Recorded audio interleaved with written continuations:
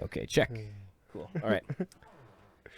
Hello, everybody. Thanks for tuning in to the Clive Chronicles. This is the second episode.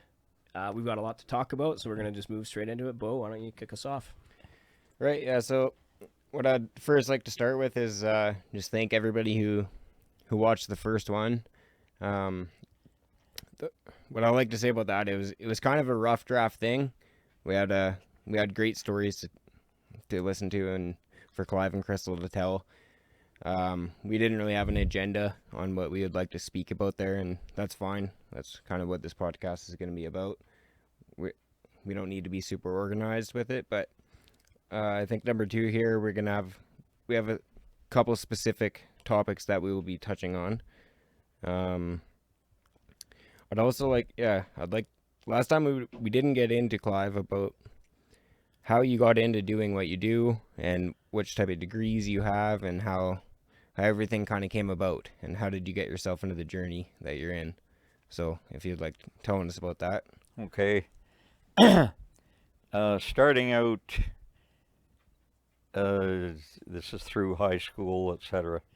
Living at the edge of what was then the edge of Calgary, and my parents having a farm or small ranch 50-ish miles northwest of here.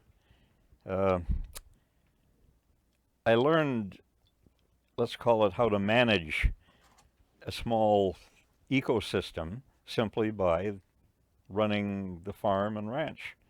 And my interest since a little kid had always been wildlife and therefore how the wildlife lived and ecology and vertebrate paleontology. Yahoo, these dinosaurs, how did they live here, etc. So my ambition at first was to become a vertebrate paleontologist, and in Canada they had no such thing as a degree in paleontology, but a paleontologist had to get a degree in zoology, animal life, and get in as much geology as you could in order to be able to interpret the strata the fossils were in. So I registered at U of Alberta, Calgary in zoology, with most of my science options being in geology, and specifically sedimentary geology, and went through, and I'd say halfway through, it was occurring to me that us humans better concentrate on saving and managing the world where we've got now, instead of spending our time and effort trying to figure out why something or other took place 50 million years ago. And therefore switched to just straight zoology with an ecology emphasis, and got my BSc and in zoology, and even a scholarship of sorts to go to any other university for graduate work. And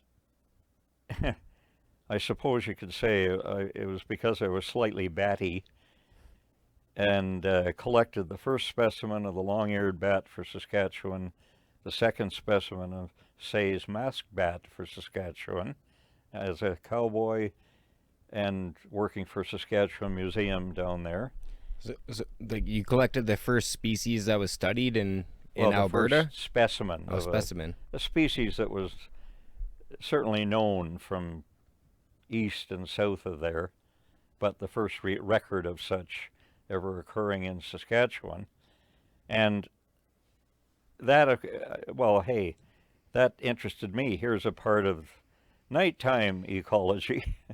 And so in the course of working mainly for Saskatchewan Museum that year and helping out with on some of the big ranches, I certainly kept a lookout and collected bats whenever I got the chance. Found out that long-eared bats, well, both species, that where I'd got supposedly the first and second specimens, were pretty widespread and common throughout mainly southwest Saskatchewan. And mapped the range of the long-eared bat, I think, up as far north as South Saskatchewan River, and Say's masked bat also that far and even a bit further. And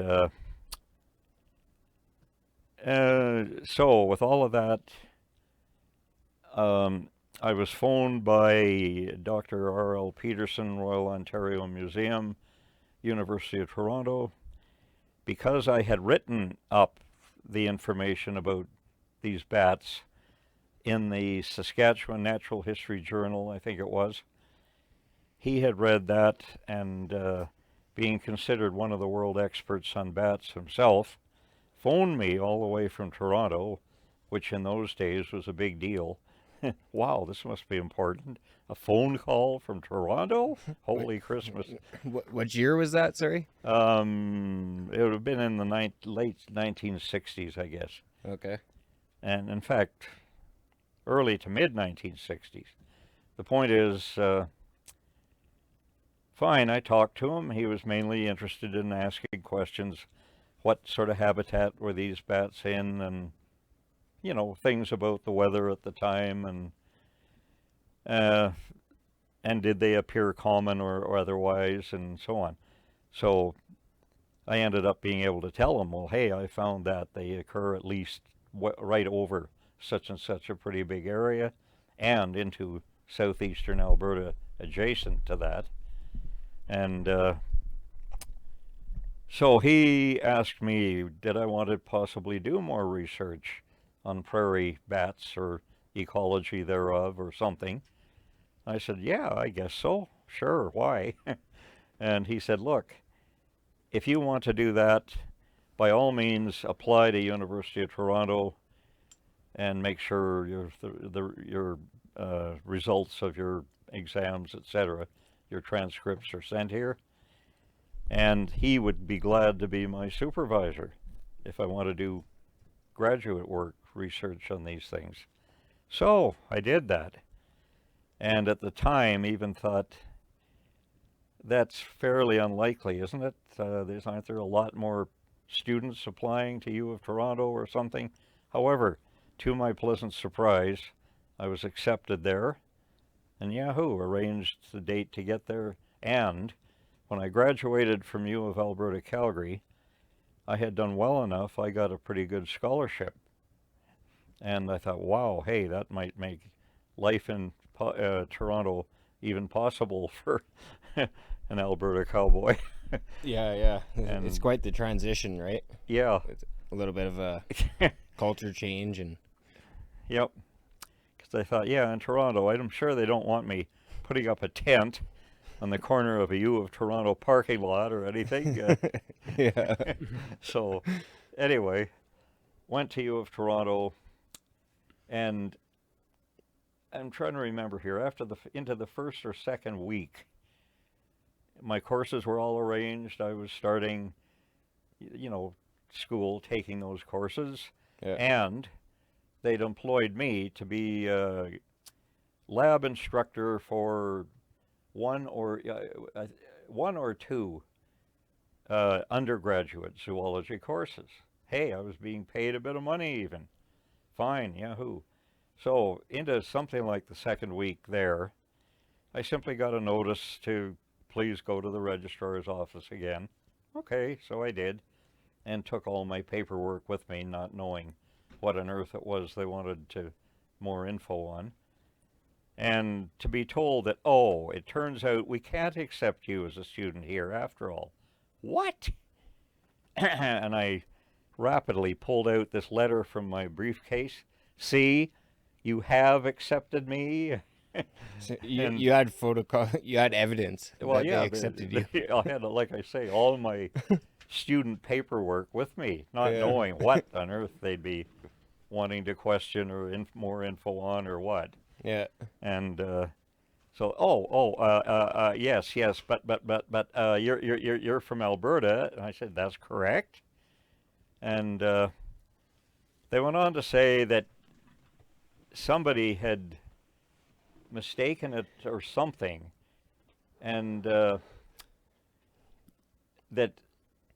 okay, in their administration, here I had been put in as a graduate student in zoology, and they said we can't take students from out-of-province universities that only have a Bachelor of Science degree. For foreign students or out-of-province students to come straight into U of Toronto graduate work, you have to have an honors bachelor's degree, not just an ordinary one. And I even had to, maybe I did know that honors, and I think that means simply an extra year in the subject that your degree is in. So you've taken a bit more in that subject? Yeah, that's correct. I said, well, I was taking extra courses in geology. And that's when one of their staff piped in and said, yes, that's right. According to your marks and results here, we would say you have a BSc in zoology and a BSc minor in geology. And others members of the staff promptly covered that up by saying, okay, that's fine. You could actually have a dozen bachelor's degrees in a dozen different subjects, but still, for an out-of-province student to be accepted directly into our graduate school, you have to have at least one honors of BSc in something. So I just sort of said, well, I think they said, okay, we'll try and look into this. The point was, I then went back and told my supervisor what this meeting had just been about. Yeah. And that's the only time I ever heard him swearing and saying, what's going on here? I've been in this school for something like 13 years. I never heard anything like this. What swear did he say? Pardon? What swear did he say? You never heard him swore. I'm curious. What did he say? You can say his exact words. It'd be interesting. But we're wondering if you ever. We're wondering if you ever swear or not. Well, now and again, so something really shocks you and makes you angry. Okay. But, sorry to cut you off. That's it. It is a good excuse for cussing. Yeah, and so the point is that this was quite a shock to him. Right. That I guess he was thinking I might be one of his prime graduate students. Hey, he's one of the world experts on bats. Here I am, going to further add to world information and knowledge about bats under his guidance. Right. So to suddenly find out that they apparently can't accept me at all, when who knows what plans he'd made for me until that point.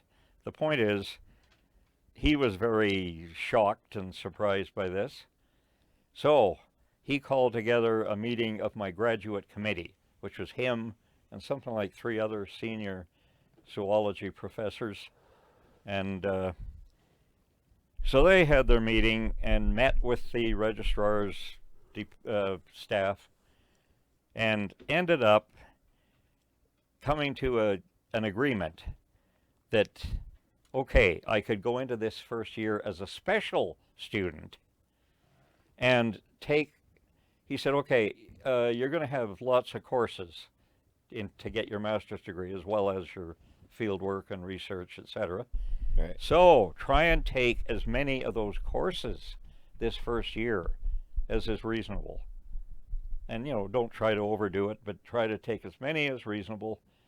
And then they will decide after the school year ends, you've written your exams, etc. On the basis of the results, they will then decide whether they can now accept you directly into graduate school. And meanwhile, if they can, then hey, you've already taken more than half of the courses you're going to be required in graduate school anyway. So hey, that'll cut down your official time in graduate school by a bit. So with all of this, you need more of a degree in psychology and paperwork to go into any science course at U of Toronto by the sound of it. But anyway, so fine, I did that, and because I'm now taking courses that I am real interested in and that I'd be doing sort of spare time reading in anyway if I wasn't taking the courses. Yeah. Yahoo! It was, to me, easy to get very high marks in all of them. So fine, yahoo, I got the high marks. They accepted me directly into grad school, and What kind of high marks are you talking here? Like, are you getting, like, what kind of high marks are you saying here? Like, are something you like 80? average of 78 to 80 some odd, I guess. Yeah, so fairly And- good for that type of research that you're doing Yep. there, right? Like, it's Yep. it's pretty Yeah, I think, significant. no, maybe all my marks were 80 or better. I can't even remember now. But it's better than we did in school. So and that was high school. yeah, but fine. I'm trying to remember here. Then the whatever work my supervisor had originally planned for me, I think that was the year that couldn't be done thanks to budget withdrawals by the federal government or something.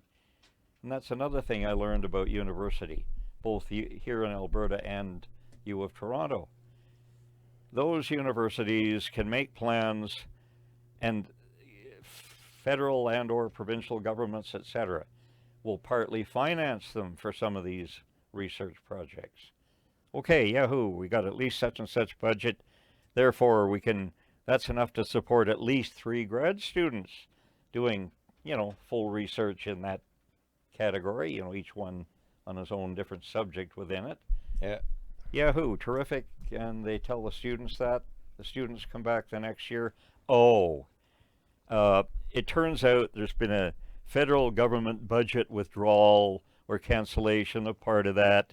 Therefore, I'm afraid you can't do the work in the research project that was originally planned and designated. Oh. Now what do I do? And,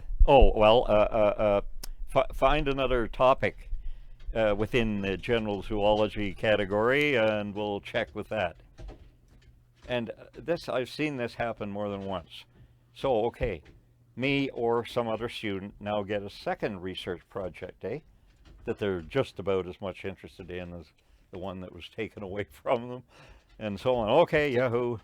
And a month or so later, they get the notice that, that one is now also withdrawn by the federal government. Oh. And that happened at U of Toronto, and after getting my master's degree there, doing years of research, etc., coming back here and thinking, well, hey, why don't I simply go ahead and get a PhD so I can be a teacher as well as researcher at U of Calgary or something, if I want to. Yeah. Fine, talked to one noted ecologist here, and he was very, very interested in a project where we would monitor the psychological, physiological effects of human disturbance on assorted types of big game animals.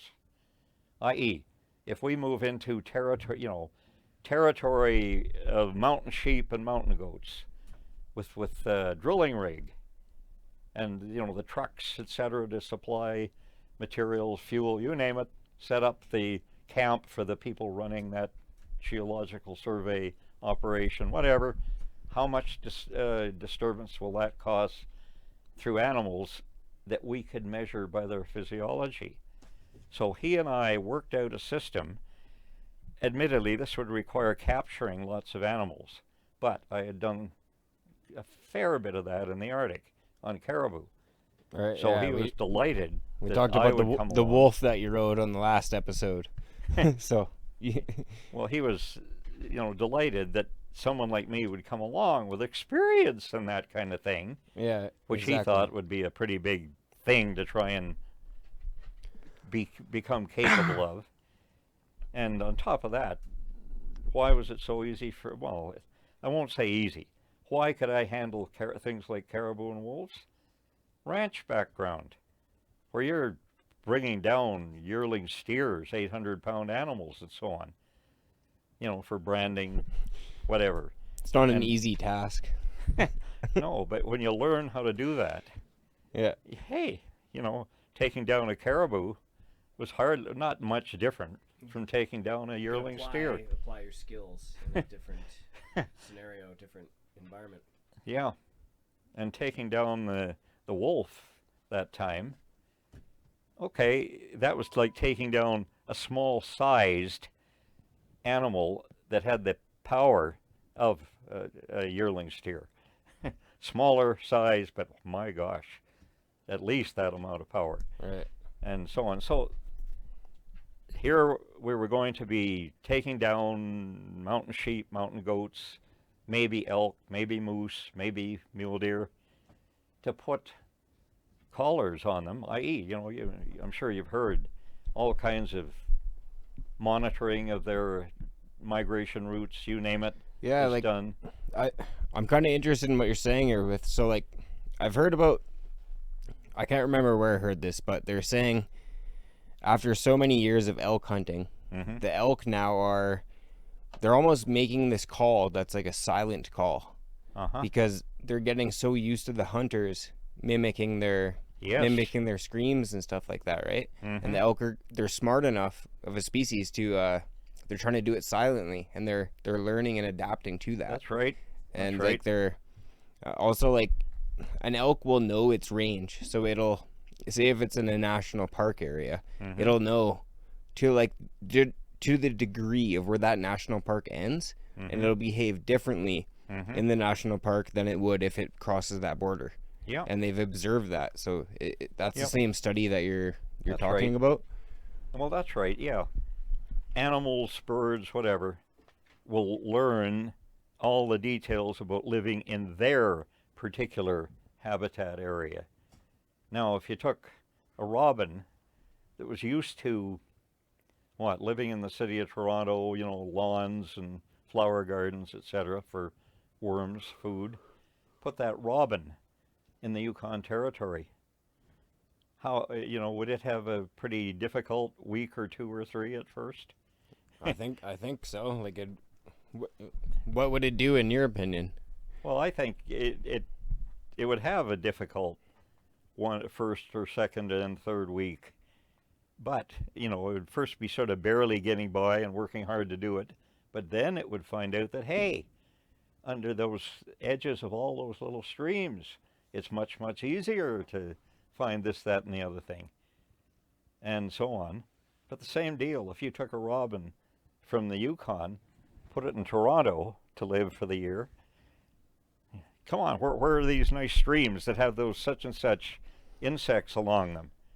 Right. And all right, yeah, you can find some insects around these nice flowers, but same thing, it too. Give it 3 weeks or so, and it would probably be getting by all right.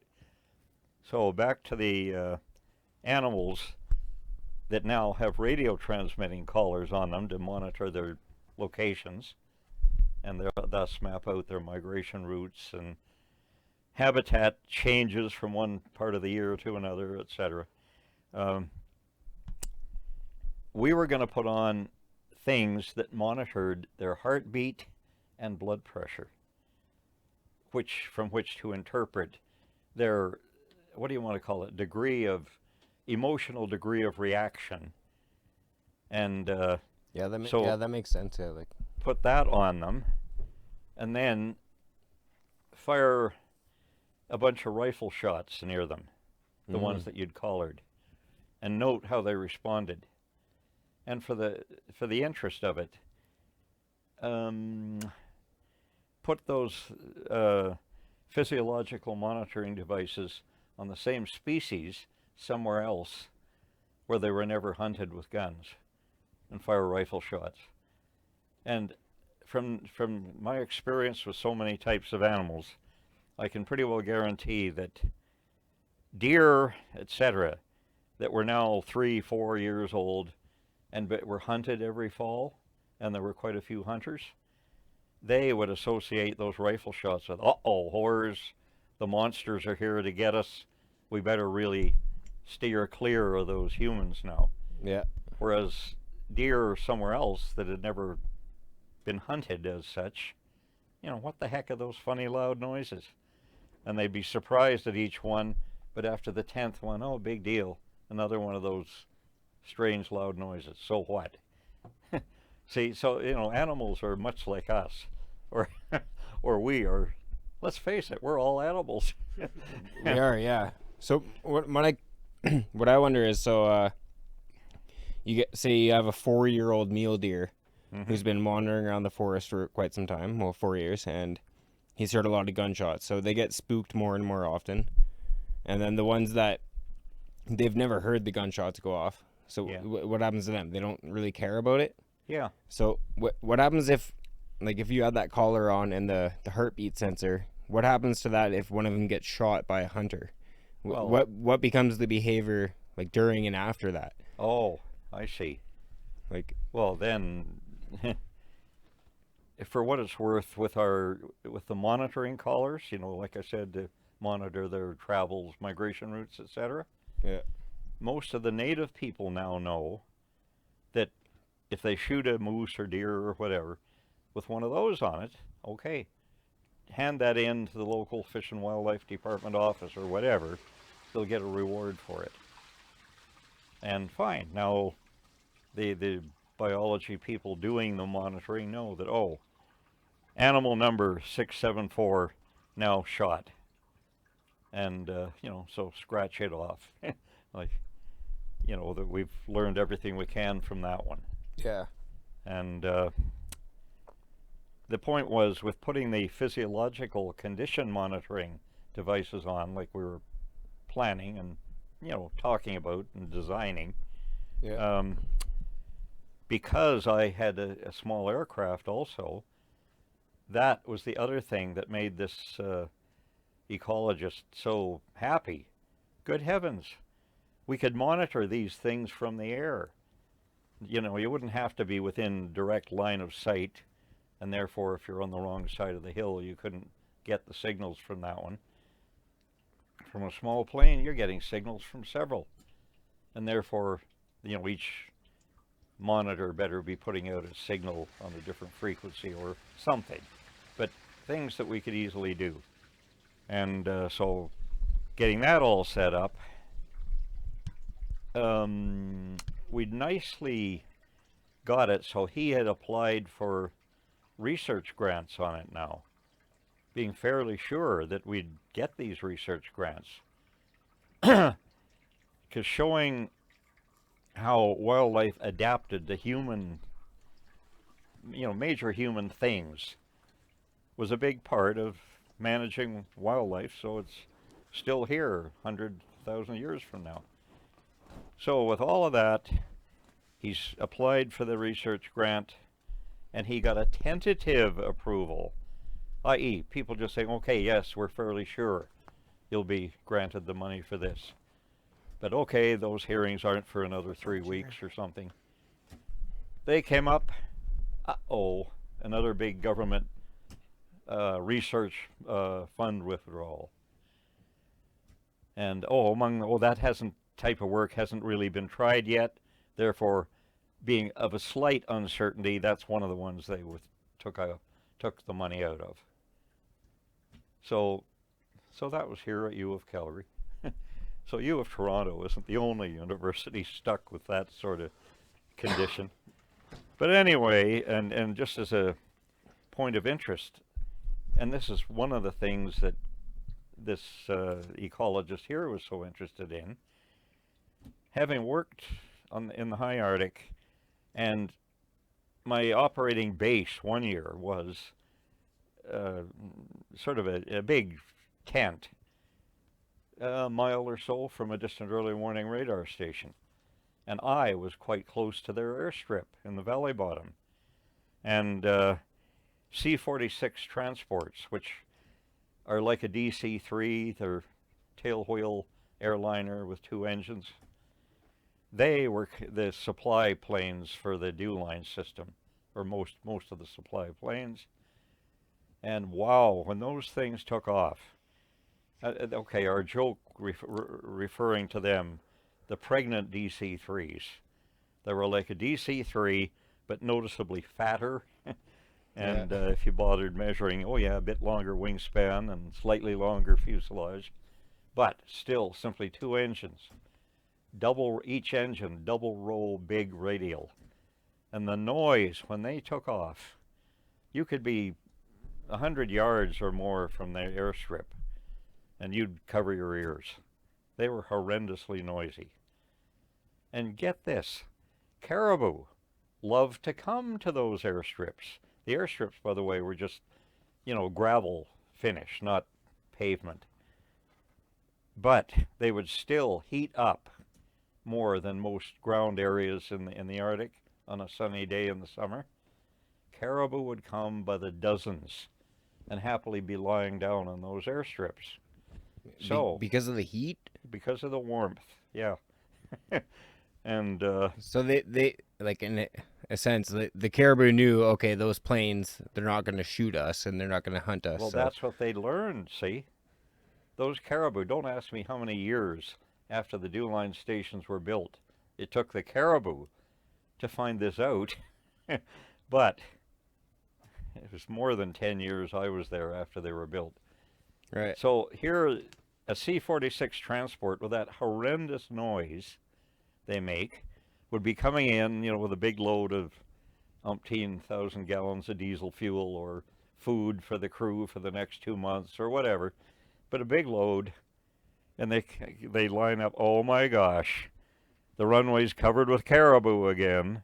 So they'd frantically radio the dew line station, hey, get people or truck down here to get the caribou off the airstrip. Gas, right? And get them off of that strip as soon as possible. So while they were carrying the diesel fuel, that ran the big generators for the world's most powerful radar units they were, at the time. They were fuel haulers. That's right. Essentially, yeah. And fuel and food and fuel and whatever else needed. And, well, if they needed another truck or two, then a Hercules transport type of thing would be bringing that in. But the point is, those C-46s, anybody near them noticed they're horrendously noisy, aren't they? On takeoff, especially. Or and first of all, by the way, the pilot of the C-46 would normally try to scare the caribou off. Like, why radio the station to send somebody down this steep 1.5 mile road, winding road with a truck to get there and a couple of guys chase the caribou off and so on. Why bother with that if you could just fly a low pass over them and scare them? Yeah. And at first, that's the way it was. When caribou started learning to come and, have a nice warm midsummer day, rest or sleep on the runway, then, oh my gosh, these horrendous noisy birds would come, the caribou would run away. After doing that a few times, again, the caribou were learning that those big things don't hurt us. They just go over us and keep going. We don't have to worry about getting up. And what my brother and I, my brother was my assistant my first year up there, we wondered how we don't see the caribou plugging their ears. I mean, when that C-46 pours on the power now, doing his low pass, pours on the power to go up again, to go around and for the next landing attempt, that's noisy. And yet, the caribou learned those great big noisy birds don't hurt us. Yeah, wouldn't the caribous have much more acute hearing, I would assume? I was going to say that, The hearing is likely much more acute than ours. I know, so that's what I would think. Loud where we're covering our ears, the fact that they're much more sensitive yet have no way of covering their ears. It's a little so maybe they run, right? Do they have a little flap in there they can close or something? That's what we started speculating about.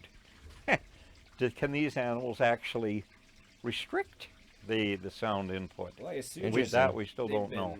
I assume they've been studied, considering it's a fairly common creature of the forest, and we haven't found anything like that so far. Not this forest. Like they live in a specific area up in the Arctic. Like they're not that common around.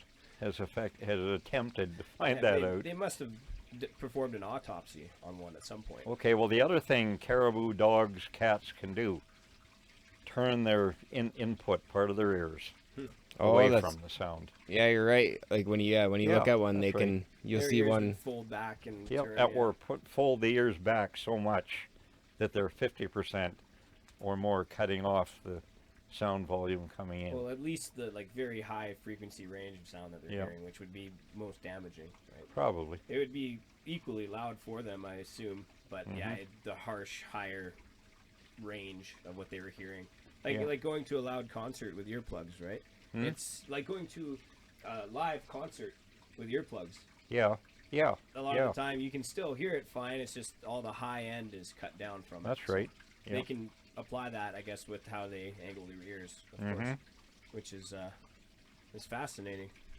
So, anyway, pointing out to this ecologist here, and this is one, as I said, of the many things that he was glad someone like me came along and therefore applied for the research grant and the whole bit, telling him about things like this, how wildlife can indeed adapt to us a lot more than most people are aware of.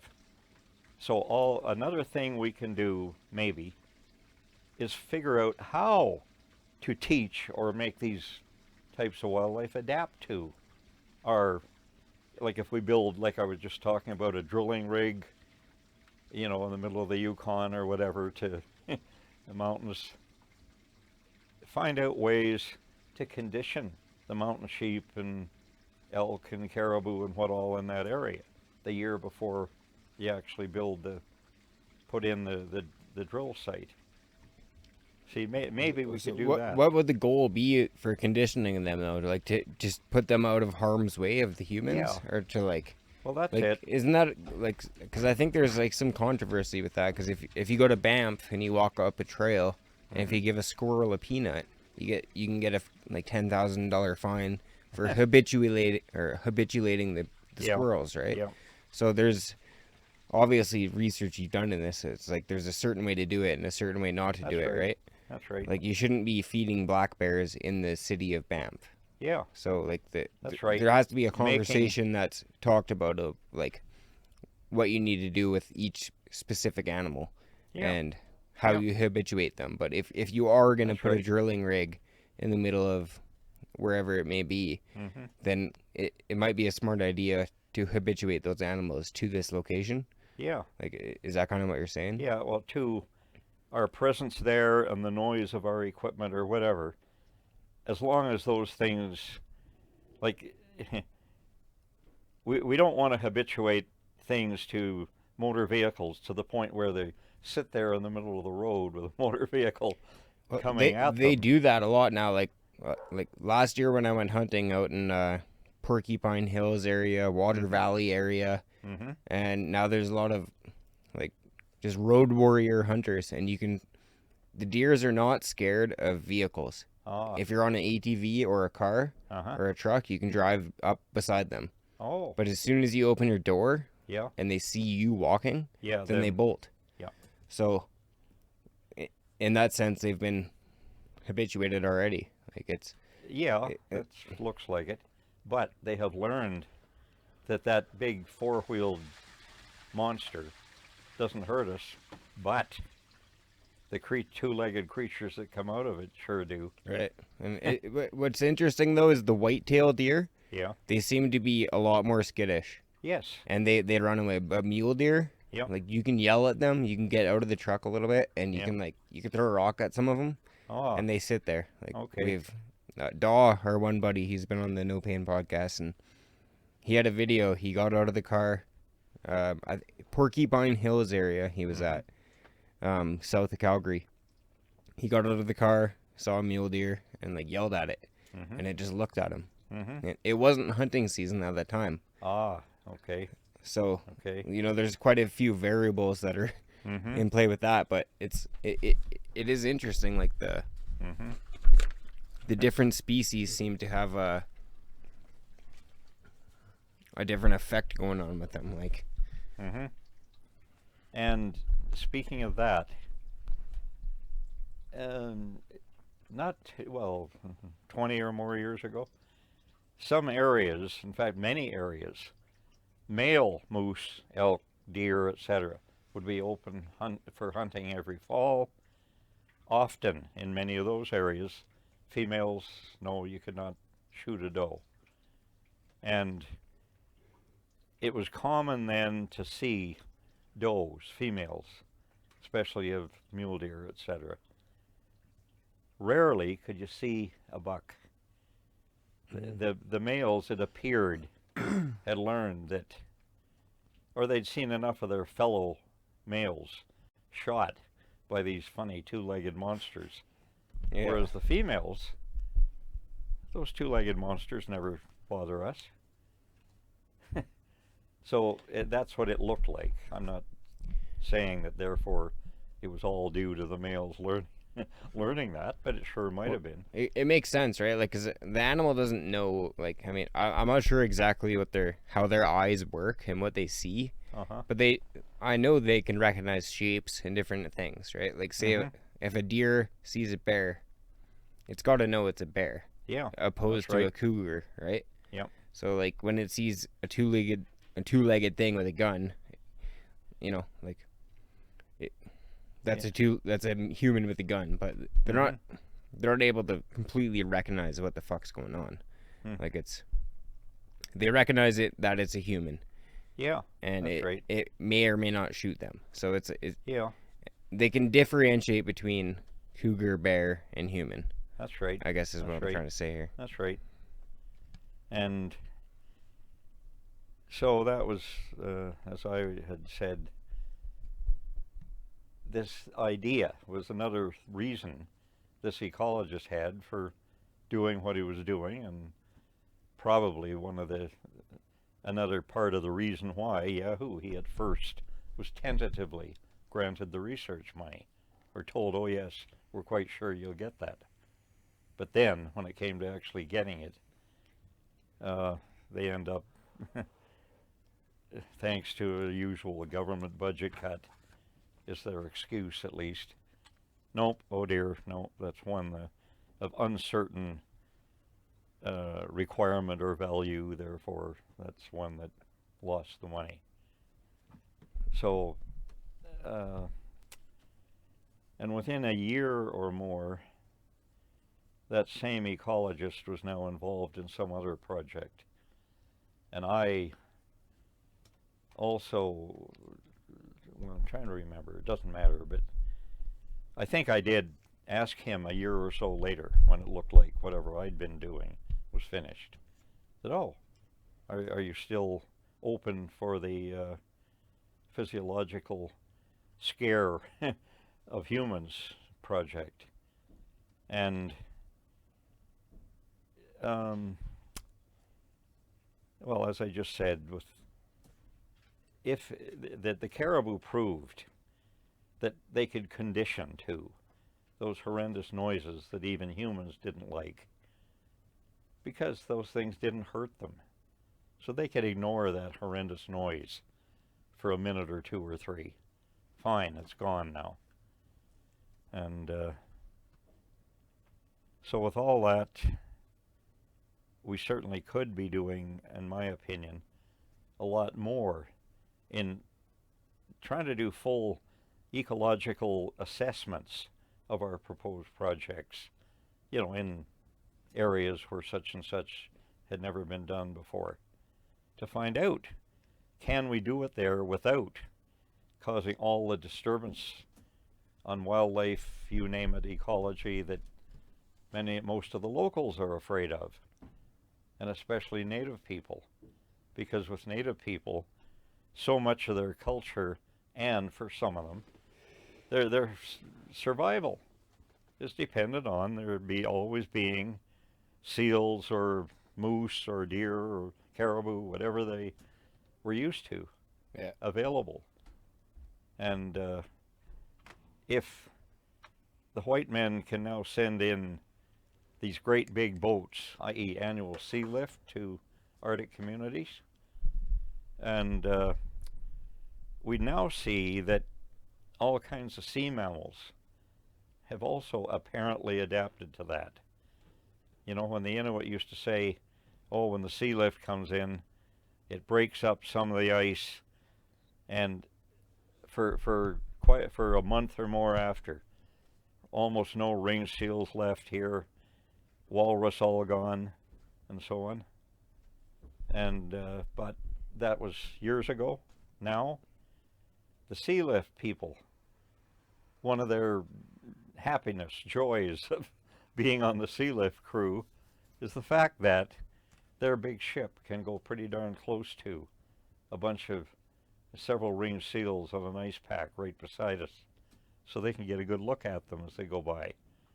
Or for Pete's sake, on that point on land now, even when we drift closer than we want to that, the walrus stay there. It used to be they were gone when they were barely in sight. Well, so can't that pose a problem now that the sea mammals are getting used to being near big ships? Because like I know that a lot of them get hit, and Yes. I've also looked into I can't remember the exact term. I don't know. You could probably look it up, Brody. But like, it's like sound the sound that all of the ships are making Yeah. underground, and all of them combined. Yep. They're kind of like it's fucking up their echolocation devices. And That's so right. there's whales getting lost because Whales communicate a lot more than people ever thought they did before.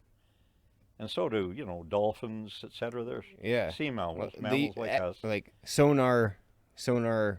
echolocation or whatever they call it, right? Oh, yeah. And so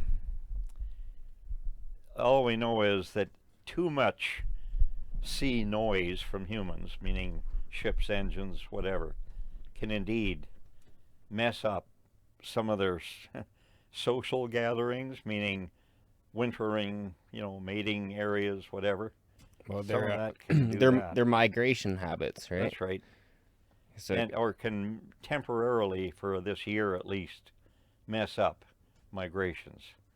And if that causes 300 such and such seals to get into some area too late, then oh dear, there might be too much ice between that open water polynia that they were going to and where they are now, all because they didn't get to that usual place for 2 weeks later than they normally did most years.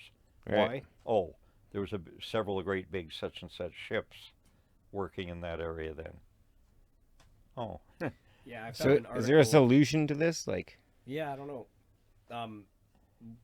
This article suggests that it's the ship's sonar that is the real cause and not the sound. that of can the be, propellers. definitely, yes.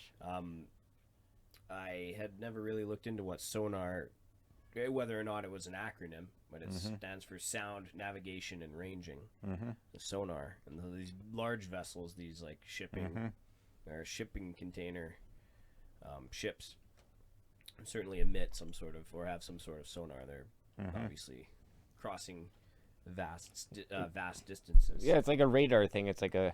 it sends out a signal, Yeah, right? And then right. when an object, like if I have my glass here, it sends the object out. When it hits it, it's able to detect Yeah, the object and it there, and then it bounces bounces back. back to it. That's Yeah. right. Yeah, basically. So yeah. they're similar in many ways. Sonar versus impact or electronic wave or whatever communication through the ocean, through water. And so how much real effect that has, I don't know if that's known now. I sure don't know much about it, except, yes, it was known to definitely be causing some problems a few years ago. Right. And what has been done since, I don't know. Yeah, well, there's. I can't bring up the article. I don't remember, but there is a definite effect on that, and they are now realizing that there is an effect of the. That's a good point though that you brought up about the. It might not be the boat itself and the propeller. It might be the systems that they're using. Yeah, the sonar. Yeah, Because see, if they're trying to navigate with sonar, Mhm. if a dolphin navigates with sonar, like it only makes sense that they're gonna get all confused when they're Yeah. right. Or if the human-produced sonar is pretty close in frequency to the one that they are producing. Exactly. But if it's fairly different, then it looks like, Oh, from what little I know, that, okay, now they can distinguish their noise from this other strange noise. that's a good. And so, therefore, I think that's a good point. So you're kind of saying, like, if you're going to broadcast a radio, instead of going on AM 100, you got to go into AM 1220. Like, you got to be on a different sonar frequency. Something like that, maybe. Like, how does... I'm not sure how the... I don't know how much you know about sonar. Not very much. Yeah, me neither. I don't know how those waves work. But we definitely are fucking up the animals and their migration habits. Mm-hmm. So and one of the concerns of some marine ecologists is that some of the proposed ships navigation and or National Defense Department sonar equivalents were too close to the frequency of certain sea mammals. And yet so this has been an ongoing concern. Yeah, what little I knew of the discussion and concern was that, oh dear, can't you therefore simply change the ones we're sending out? Oh gosh, no. We've already got, umpteen stations putting that out throughout the world now. We're about to start firing them all, to intercept enemy submarines, whatever, that might be coming through those parts of the ocean. They can't do that, but us three here could, we could theorize about it, and the government can't do that. Well, I beg to differ. Just before we close on that topic, I wanted to say I just brought up what sonar is, the definition of sonar. It says sonar is a technique that uses sound propagation to navigate, measure distances, communicate with, or detect objects on or under the surface of the water, such as other vessels. So you should look up, can sonar be, does it have to be a certain frequency, or can it be multiple frequencies? Because if say if a dolphin uses sonar impact. Well, like, say if a dolphin, if his frequency is 1,000 megahertz, says, can you change sonar, or does it have to be specific? That's a specific thing to look up for sure. This is just, does military sonar kill marine wildlife? What Clive was saying there, though, is that the problem with it was, like, they said, can't you bring it up and can't you change the frequency? And they said, oh, well, that's too much money, kind of thing. That is the only reason so far given. Right. Because they darn well could change those frequencies. Yeah, like they can. Their radios operate on whatever the fuck they want to operate them on. That's right. Whether or not that frequency band has a direct effect to why things are suffering because of it. So I'll look that up after. I think for sure though, like if like the reason that we hear, or like the reason we can't see radio waves and that we can't see microwaves is because that's not how our eyes work. So if a dolphin operates on whatever, I don't know what they operate on, but if you change from that frequency to a different one, they're not going to be able to notice it, like unless they invent an X-ray machine to notice it. But so it sounds like it comes down to money, and they could stop doing what they're doing, if they wanted to. They could. I can look that up after this, because this is just, it says, while little is known about any direct psychological effects of sonar waves on marine species, evidence shows that whales will swim hundreds of miles, rapidly change their depth, which sometimes leads to bleeding from the eyes and ears. They even beach themselves to get away from the sounds of sonar. So apparently it's extremely, it's a difficult thing for them to tolerate. That's right. And so we have a lot of. It is a specific frequency band. Whether or not that's what's causing it is what I was going to say. That, to my memory, from what little I knew, that was going to be one of the games when they started finding out that certain sonar frequencies at least, were having very negative effects on some of the main sea mammals.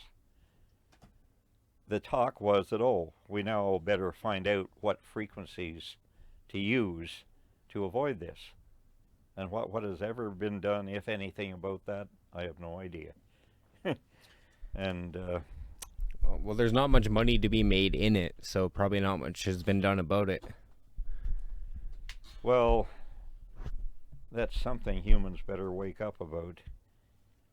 We live on planet Earth. and our whole existence is based on a reasonable ecosystem staying in existence on planet Earth. And that's what I meant when I said we better not over-acidify the oceans from plastics, from household wastes that are dumped in, from many countries, eh? The sewers on some countries are still just dumping into the ocean. Right. And if we indeed find out that they're having as big or worse of a negative effect than what we know, then the rest, and that country happens to be one of the poor so-called developing countries, then the rest of the world better pitch in and help them correct that problem. Because the whole world depends on those oceans and their ecosystems, not just that one little country. That's So, very true. if what they're doing is resulting in, or likely to result in, $100 billion damage to the ecosystem of the whole world, then we better get on it fast. Correct it quick. Take that. They could use that money to try to upgrade Yeah, sonar to a point where it's that's right. less harmful. That's right. I looked up, what band sonar operates under, and essentially common working frequencies for side scan sonar in the range of 100 kilohertz to 1 megahertz. Okay. It says sonar used by warships make use of passive and active array methods.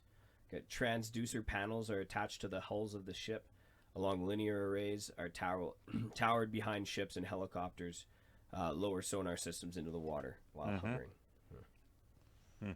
Quite a setup, so 100 kilohertz to So 1 megahertz. I'm curious if you can bring up another, or if you can Google search another thing here. So you were talking about the plastics being in the ocean.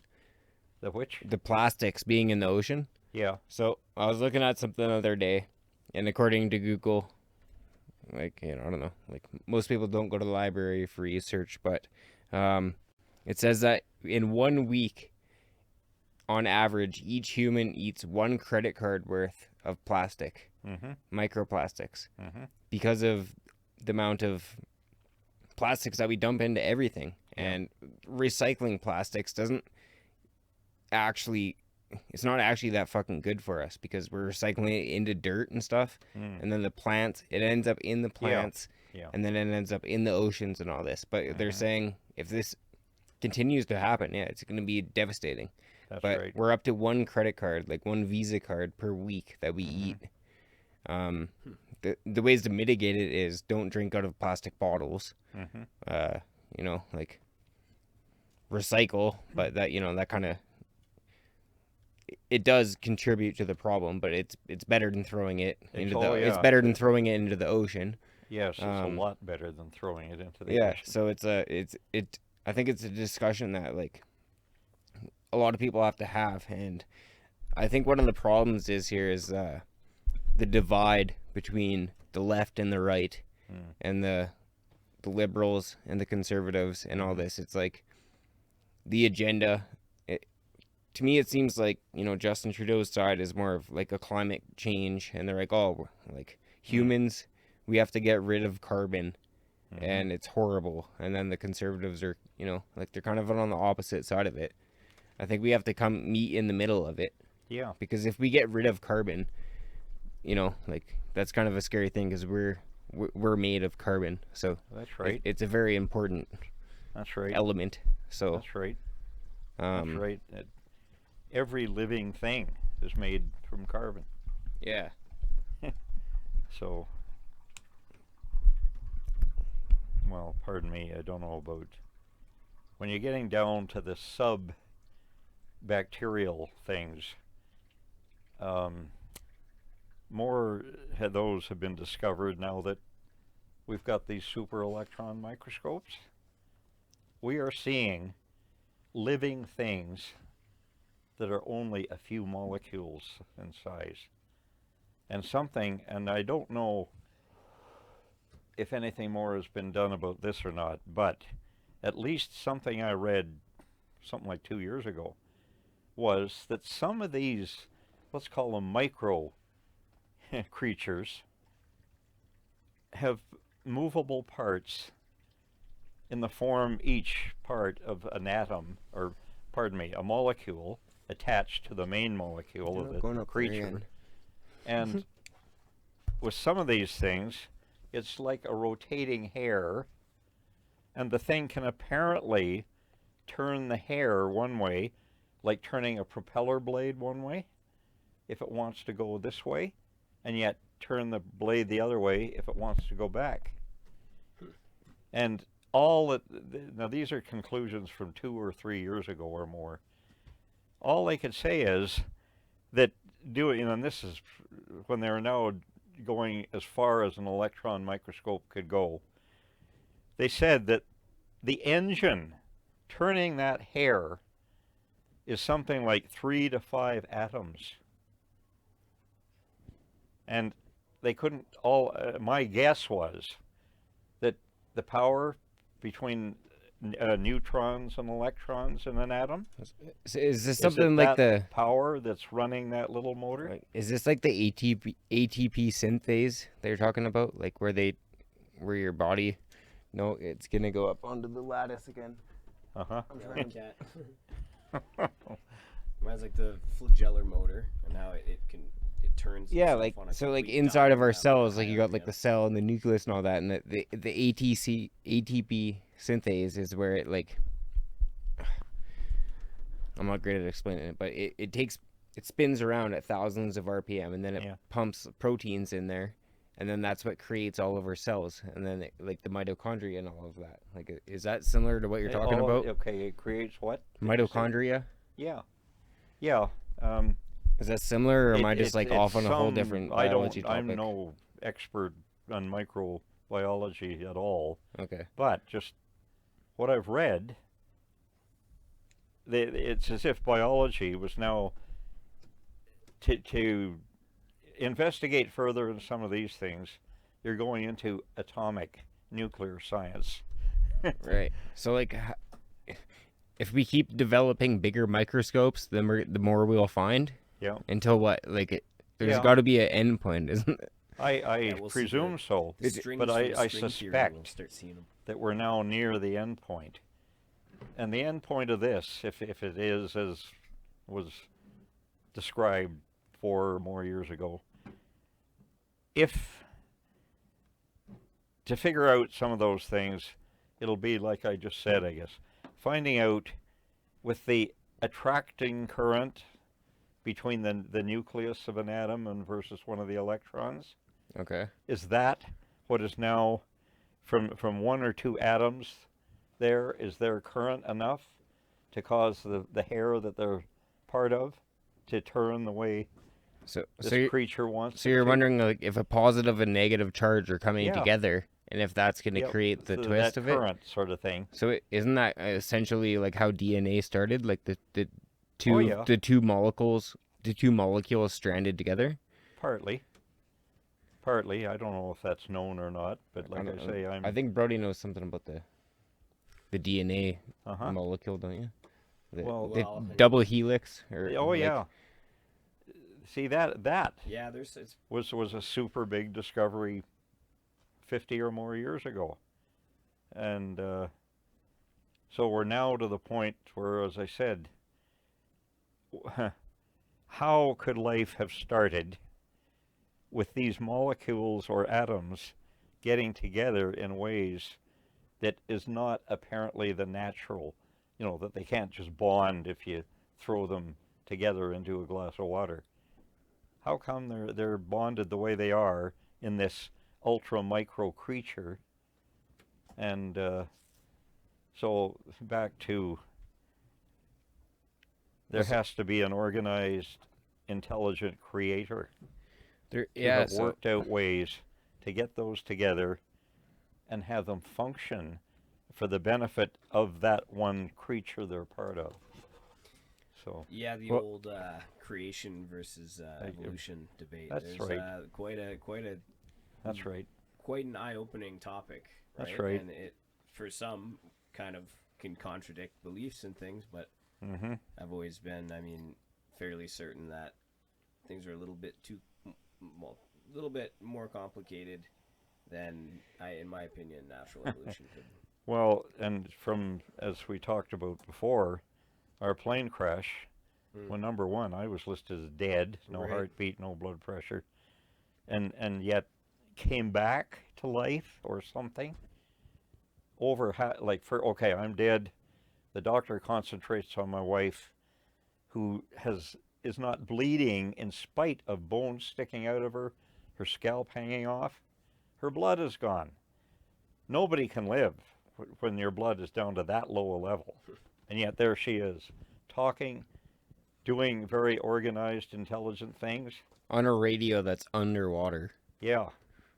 And if all of that isn't strange enough, which I don't think I got around to this last week, after mentioning that some people thought we were crazy to be up there 10 months later, flying around in a Beaver airplane now, we landed the Beaver beside our crashed Piper airplane, to take out gyro instruments, radios, expensive parts. And among other things, take out the very VHF radio that my wife had been doing all this talking on. Her leg had been broken into several places between that radio and the floor of the plane. When the floor came up, our plane hit violently down in a level attitude, which Ministry of Transport investigators said was totally impossible. That, wait a minute, you slow that plane down below stall speed, the nose drops. And yet, the way we hit, the way the landing gear is bent, everything on the plane we crashed in, we had no forward speed. And my wife's memory of it was, and this, I remember when I came to after 2 months of unconsciousness in Montreal Hospital, and Ministry of Transport investigators wanted to really talk to me because they had talked to Crystal and decided that what she describes is physically impossible for an airplane. Therefore, it must have addled her mind a little bit being through all this. Therefore, when I wake up, hey, I'm another source of info. They want some to them. confirmation to confirm the impossible. Yeah, as to what really happened. So, with my description, and in fact, when Crystal was talking to them again, saying how here we were, level, with the engine under full power apparently, hovering over a pond 300 or 400 or so feet below us.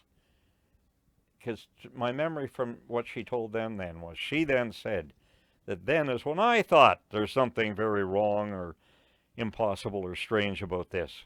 We're in a fixed-wing airplane, not a helicopter. We can't be hovering. And yet here we are. Like And if your engine dies on a helicopter, you could fall. You could fall somewhat on an angle this way. Well, in an airplane, you should be like the Yeah. angle doesn't work with your Well, with where you engines were. die, you could glide your way. Well, with a safety fixed-wing to continue. airplane, you glide, but always keep your speed above stall speed. Which is that, like Otherwise, 35 the miles nose an will hour? drop. Like, But when the nose drops, fine. The plane dives 30 to 50 feet, pulls, picks up speed very quickly, and starts going relatively level again. yeah, At a much more gradual glide ratio. yeah. But with the So okay, your so crash was basically impossible in a way. well, yeah, for us to go straight down in a level attitude, according to MOT people, and I mean, hey, I was a pilot, I learned all about that aerodynamic stuff. And with one of the MOT investigators simply saying that when Crystal said we were suddenly, after sitting there hovering for a second or two or more, so that she said, yeah, we were not moving forward. I looked down, we're over that pond and staying over it. And then she said, suddenly we were shooting for that pond. And I cut in and said, you mean now the nose of the plane dropped and we're diving for the pond? She said, no, we were still level, but going very, very fast toward that pond. And It's that almost is, as if you just hit something, And then then just fell. yes, You hit an invisible barrier in the that's sky. right. Like you're flying so high, you hit the firmament, and it just comes well, flying. see, that's why our crash was such a total mystery. That's The interesting. Ministry of Transport. That's like out of an alien That movie or something. Well, like so the Ministry of Transport, they investigate plane crashes. Yeah, and is that's right. that what they're responsible for? That's so, right. Like, among other things. yeah, so You they know. don't bullshit. They know what happens, right? Yeah. And they're questioning you because they want to know how the heck you Well, that's you it. managed to crash Trying this. to write off how this crash happened. All right. And so when Crystal talked about the plane suddenly shooting, I said, "Now you mean the nose drop?" She said, "No." Okay. I'm with you. I'm with you, Clive. Anyway, the point is, we hit in a perfectly level attitude, Right. That's and strange. MOT investigators, they had just got photographs of that crash something like 3 weeks or so earlier from the RCMP up there, who then went to our crash site, you know, by a dog team or whatever. And in fact, then it was late fall, so, well, late, it was early fall or mid fall for the Arctic. But the point is, so now they had photos at several different angles. The Mounties were good in terms of photographing several different angles. And the MOT people saying, look, your landing gear has been absolutely straight up. If you had even been going 5 miles an hour, kind of pulling out of a dive, They would at least snap it would off. have been pulled back. Yeah.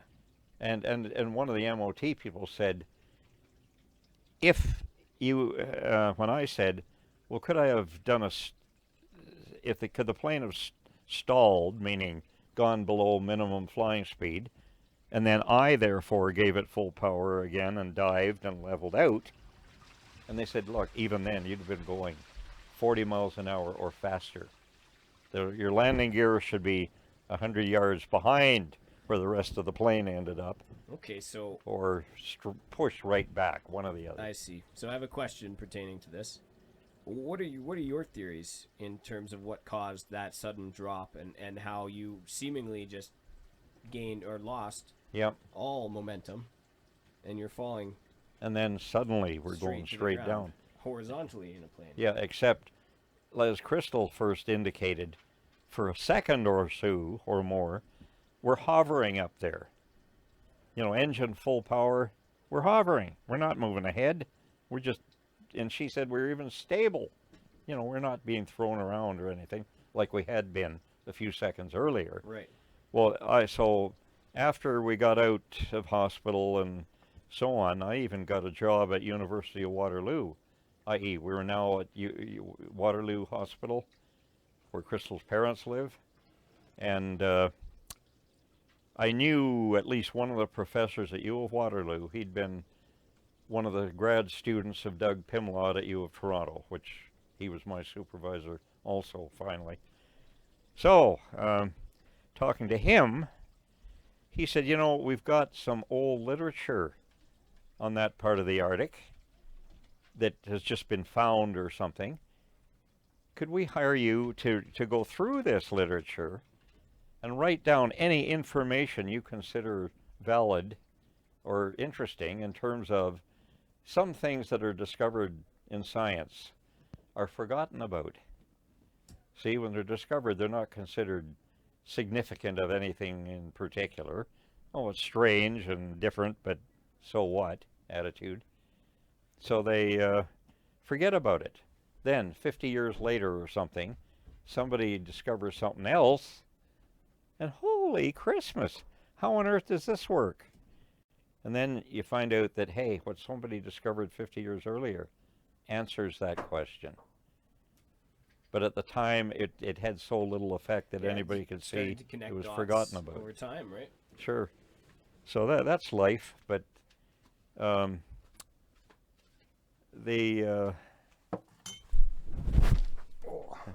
Back.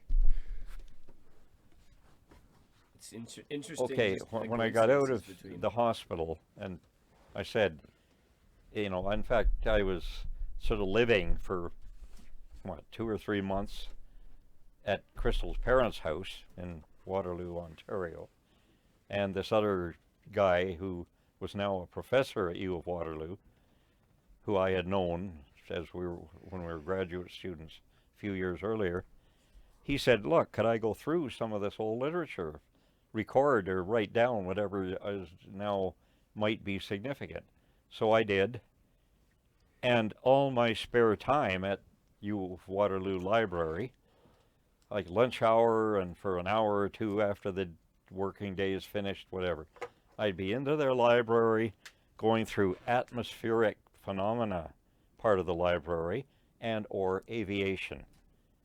Oh, right. So you're following the breadcrumbs as well. To try and figure out what on earth could have caused us to do what MOT people said was physically impossible. Do you believe in aliens, Clive? In what? In aliens.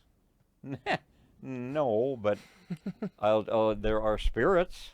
What I mean is... Aryans, some people, to my knowledge, some people call it that when other people would call it ghosts or spirits. Of course, right. I mean, considering there are natural phenomena that occur around us that we can't perceive, and nor can we interact with, I mean, just physically, normally, yet it's, I guess, a little bit of a stretch to consider that... let me rephrase. I don't think it would be much of a stretch to consider that there is some sort of external force that is responsible for some of these phenomena, and in this case, your plane stopping. Oh, I see. And falling to the ground. I see. So yeah, I feel my question would be, chance that that's where the aliens kind of idea is coming from, whether or not external force may have. I never thought of something, anything like that being responsible, but. So would it be extraterrestrial or would it be on Earth? Because there's a difference. Like, well, so yeah. When I say aliens, I'm referring to extraterrestrials, of course. And I mean, I don't know. I've seen quite a few alien movies, and this invisible wall, like that's just invisible. Oh. There's a common scene in some horror movies, like but birds flying. Some wall that wouldn't physically mash up whatever hit it. Yeah, like it's a dimension that we can't see. Like it's a physical barrier, but it's not physical in the way that we can touch it and see it. Sort of atomic magnetism, you might call it. Exactly. It's like an antimatter. Holding physical makeup. that thing that just tried to go through it. It's like an antimatter or something like that, or like so the whole alien thing came from whether or not that's a. I mean, it's worth considering. You're describing now just finding these. That's right. On like curious aviation events, or I can't remember the exact phrase you used for these books. Yeah. But you're on the right trail. I mean, did they have any sort of? Well, what I found out. Scientific propositions in these books, or? Yes, going through all this aviation stuff, literally right up to the, like these are sort of journals of different associations and societies, how they'd be one edition every 2 months or whatever. At the end of the year, universities would bind all the editions from 1973 together, so there's your book on the shelf, all the such and such, atmospheric phenomena journals or whatever for that year or together. Fine, that's what I was going through. And finally, when I got to where the ones that hadn't been bound together yet, i.e. the ones that were only a few months old, I start finding out that 3 or so months after our crash, a big airliner coming into Kennedy Airport, New York City, on landing approach, one airliner was fairly violently thrown around briefly, half a second, on his landing approach. But then he ended up, like all of a sudden the plane was stable again and airspeed still what it should be, okay, landed. And he warned the controller. He said, there appears to be some wind shear phenomena on landing approach to runway 32 or whatever it was. So that controller warned the next airliner as well. Just warned them. Previous aircraft said apparent turbulence or wind shear of some sort on approach. So that guy, that pilot was now aware of this.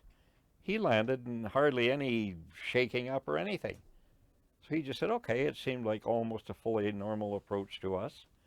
So the next airliner after him was still warned about it. And that pilot, apparently, many pilots then had never heard the term wind shear, or simply upper level wind shear, where the jet stream goes over the more stationary atmosphere below. So you're in an airliner up there. If they're starting to get this wind shear effect, they put it on the radio to all the passengers, fasten seatbelts, possible clear air turbulence ahead. So it's known up there, but it's a rarity down low. So here I am finding out that it's apparently a phenomena, and largely from the literature. In fact, and then I too was talking to other pilots. See, I still had one airplane sitting out at Waterloo Airport that they let me keep in a hangar there for no charge, because the hangar, it was just for other bigger planes. Mine fit into a corner that was totally out of their way, and it was a friend of Crystal's father's who managed that. So he said, oh, heavens, put it there. And because, you know, as long as you're not wanting to be getting it in and out, and we got to move those bigger machines ahead of it. Yeah, you're Fine, on, you're on leave a it there. disturbance. If Yeah. it's just in storage, fine. So, talking to other pilots out there all the time, trying to find out, had they ever experienced anything like this? In fact, and out there I couldn't find any who had, I guess. Around Calgary area, pilots that had been flying for, what was it, Canadian Pacific Airways or something, which ended up selling out to Air Canada years ago now. Some of them said, we were flying a 707 airliner to Vancouver area for its 100-hour inspection or some big mechanical inspection. And okay, its time has really run up, but we're flying it with no passengers on board. We can take a fair cargo load, but not a full cargo load. So they said, here we were going over the Rockies, and that is where you can expect lots of turbulence anyway. But they said, look, we were 5,000 to 7,000 feet higher than the highest of them, if not even higher. And all of a sudden, we had strange things happen, like a violent throwing around, and then they said we were suddenly dropping. I said, you mean the nose down? And no, our plane stayed level. We were very obviously dropping. The altitude indicator, you know, just spinning, unwinding. We were dropping so fast. And then they said when we got down within 4,000 or 5,000 feet of solid ground, we suddenly hit stable air. And they said that was a very noticeable wham. Wouldn't that be very violent on the wings? Imagine. Exactly. And he said, one of us, like I think there were 3 of them on board the plane, eh? That would rip the wings off, wouldn't it? Like. Well, that's it. They said one who was looking out the side window when that happened said, my gosh, did that wing ever flex? So when they landed that plane, Vancouver, for the big 100-hour or greater inspection, they all of them wrote even a report about this, saying, by all means, check all wing strut fittings, etc. What we went through might have done severe damage to airframe and or particularly wing strut fittings. So then they went on to say, we have no idea whether they had to put new wing struts on it or what. We don't know. This reminds me of other circumstances, or in other words, other scenarios where people have experienced this same drop. And I believe it was a paraglider, if that's the right phrase, where they would just kind of... They're on those things with the... Yeah, the big parachute that they kind of have a seat in, and they sail around. Yep. They gain altitude because they find pockets of air that just Yeah, have lots of updrafts. uplift or updraft. But then the Well, that's opposite all, is also true, though. There'd be downdraft, and you'd watch videos of them, and they would just fall Uh-huh. because they hit a pocket Uh-huh. or a downdraft. And Yep. so That's right. that, I mean, my With that, you're only talking about like 20 or 30 feet of a fall, or like maybe With like 10 or them. 20 feet, because like So, but, yeah, for so I like guess for a hot air balloon, like there's no steering wheel on those, right? They go up, right. and the reason they steer is because they put a hot air balloon before that, and then they go up on altitudes, and the wind, the sky winds are different than the ground winds, and they change like 8 times within like 1,000 feet or something, and they're able to judge that easily, and like those things never just drop out of the sky. And if they do, it's maybe like on an airplane is like maybe 5 or 10 foot Yeah. of negative pressure or something that Yeah. you're talking about with those Yeah, paragliders. exactly. But You feel it on a plane too, and you're going, your stomach just drops. yeah, and but like so you like know, those and the are plane's those are sinking. measurable. Those are measurable effects, and I think those are like expected to happen. But like this is like a considerable drop. So it's, It's not fall, like right? Just Well, with free this- falling for how long? With this 707, they said they dropped like that 4 to 5,000 feet. yeah, like it's not And 10 how feet. long It's did not that 10 or take? 20 All feet. these three A long air time. crew Yes. had never in their lives been through anything like that.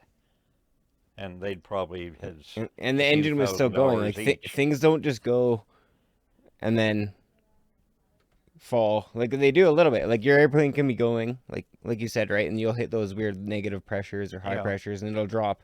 Like what's the maximum you'd expect to drop? Like 50 feet at well, most. things like That's a that, good question sure. for Google. Well, okay, but But you're not going to But- go 4,000 feet down. Like that's there's something that's a phenomenon. It's I wrong. know that's something I'd never heard of before myself. Like I think that's what you're asking though, right? Like Yeah, essentially, because if you've flown, there's those moments where your just stomach sinks, like Yep. you just suddenly Yeah. fell, and sometimes and it's for that's a long period. that's explainable by science. There's like a thing that happens. I don't know. I'm not a scientist, but Well, so me going through all this literature, talking to pilots, 100 or more pilots over several years, to find out, does anyone else had anything like this happen? And then, like I said, these three guys in the 707 who this had happened to them, 1 or 2 years before I was talking to them. And they were still sort of in shock from it. Just saying, you won't believe this, and this sort of thing happened.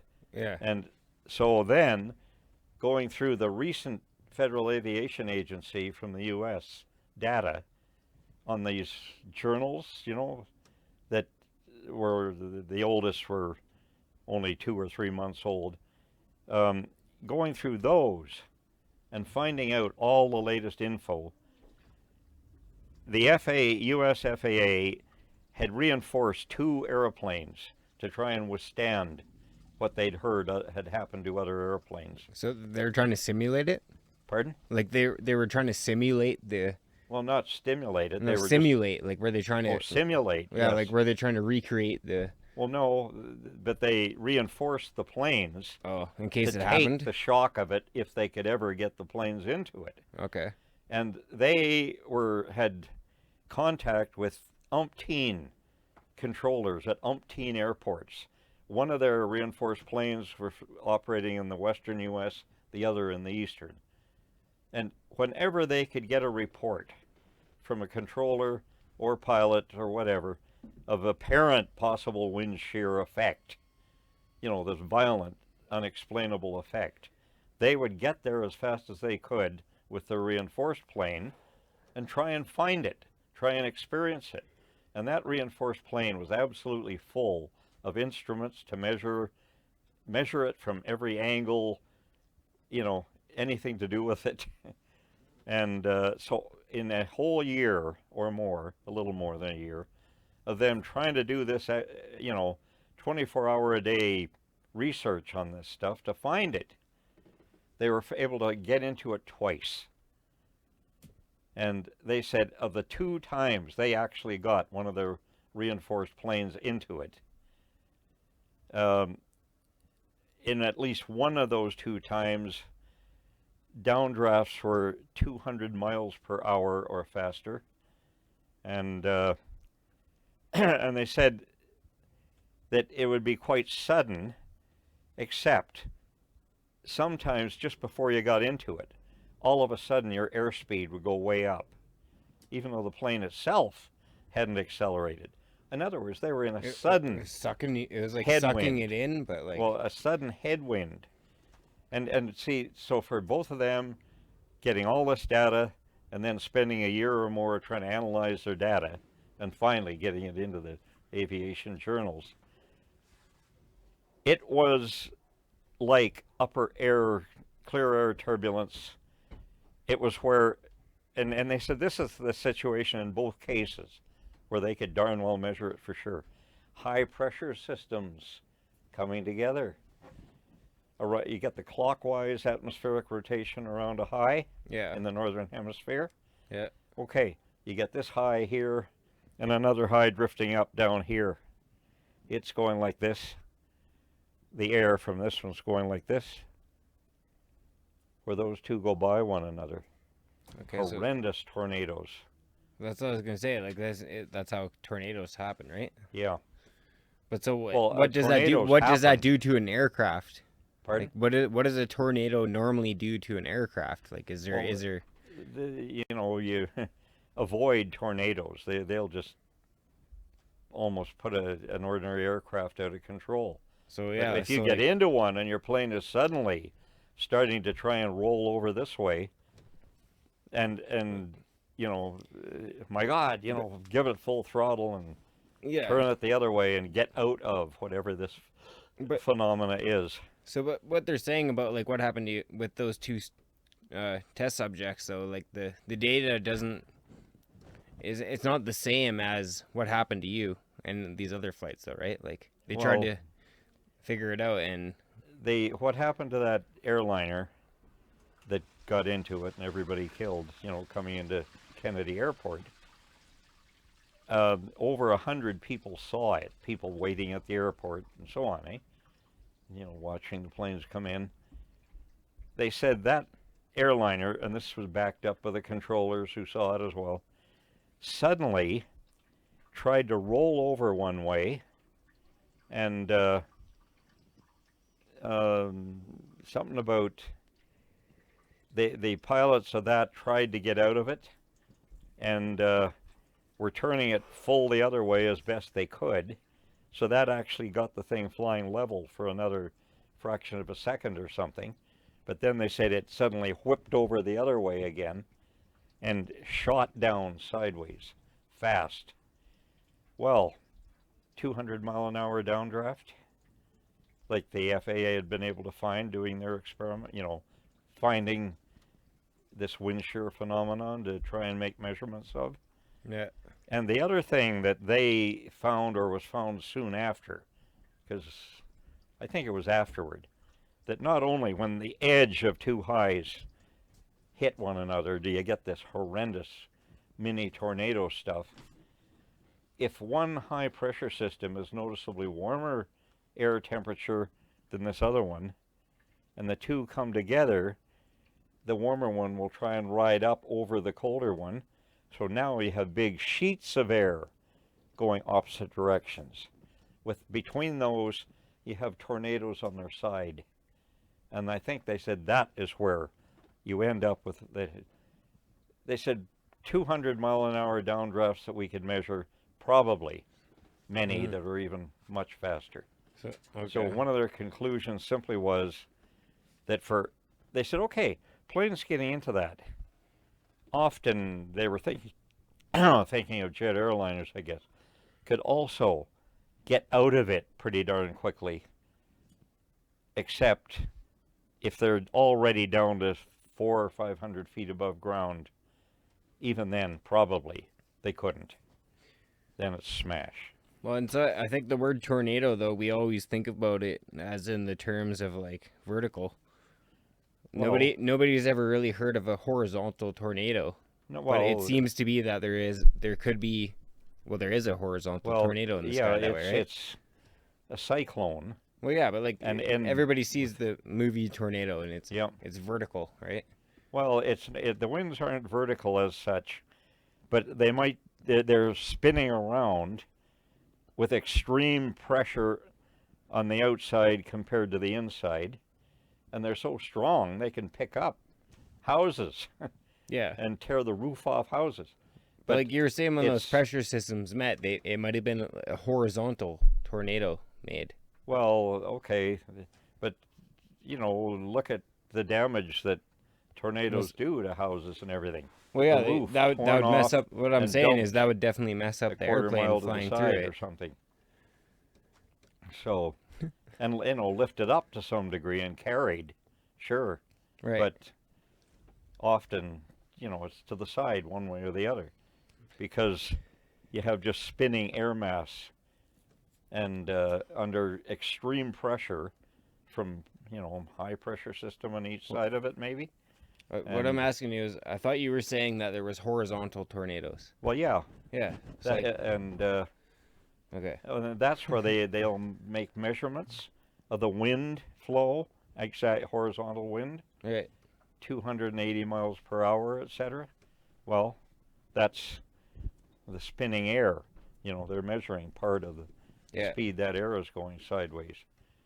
And with the pressure difference between the outside versus the center of a tornado or hurricane, that's often how things get lifted up, but usually not up very much, mainly then thrown to the side. So, Okay. and what was I thinking of? Some of the tornadoes, so to speak, that hit in the Arctic or have been recorded, and the Inuit and explorers like Soper, I think, saw one of them, where you had winds there blowing muskox off their feet. Jeez. A muskox is a big animal.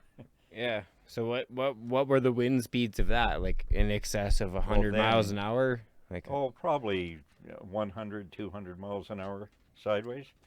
We don't know, but for a muskox yeah. to be blown off his feet and unable to stay there, Yeah. that is one heck of a wind. Jesus. Yeah. And back to your ideas of ghosts or equivalent, the Inuit. I mean, okay, I've lived up there, talked to lots of them on and off for years. And the Plains Indians also, well, all the North American Indians probably, they'll say yes. And some of them were telling missionaries this. When we first started living in the Northwest Territories, which would be mid-70s, well, pardon me, 72, 73, and then on,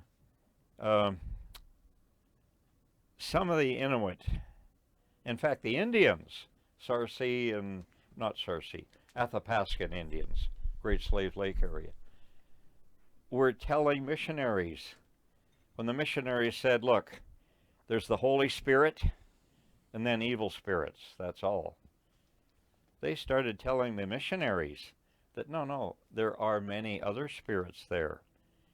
And the Inuit, the Indians there, called them the bad spirits, the very good spirits, and the funny spirits, and the strange spirits. And the missionaries, what? Funny spirits?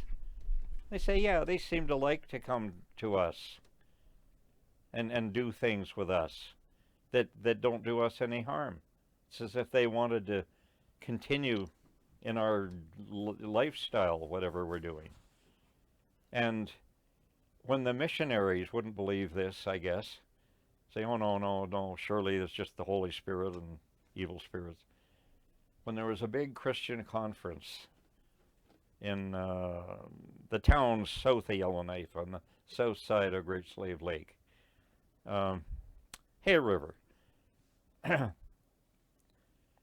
lot of the missionaries, I mean, this is a big Christian conference, among missionaries from all over northern Canada. They started saying how at one point it was some big Inuit gathering in a great big, let's call it community igloo or tent. Yeah. When some of the older Inuit, in this case, not Indians, but Inuit in this particular case, were saying the same sort of thing, and when the missionaries sort of tried to deny it, the Indian and Inuit medicine men were people who could or would communicate with these spirits a lot. So they're kind of a medium between it. Yeah, exactly.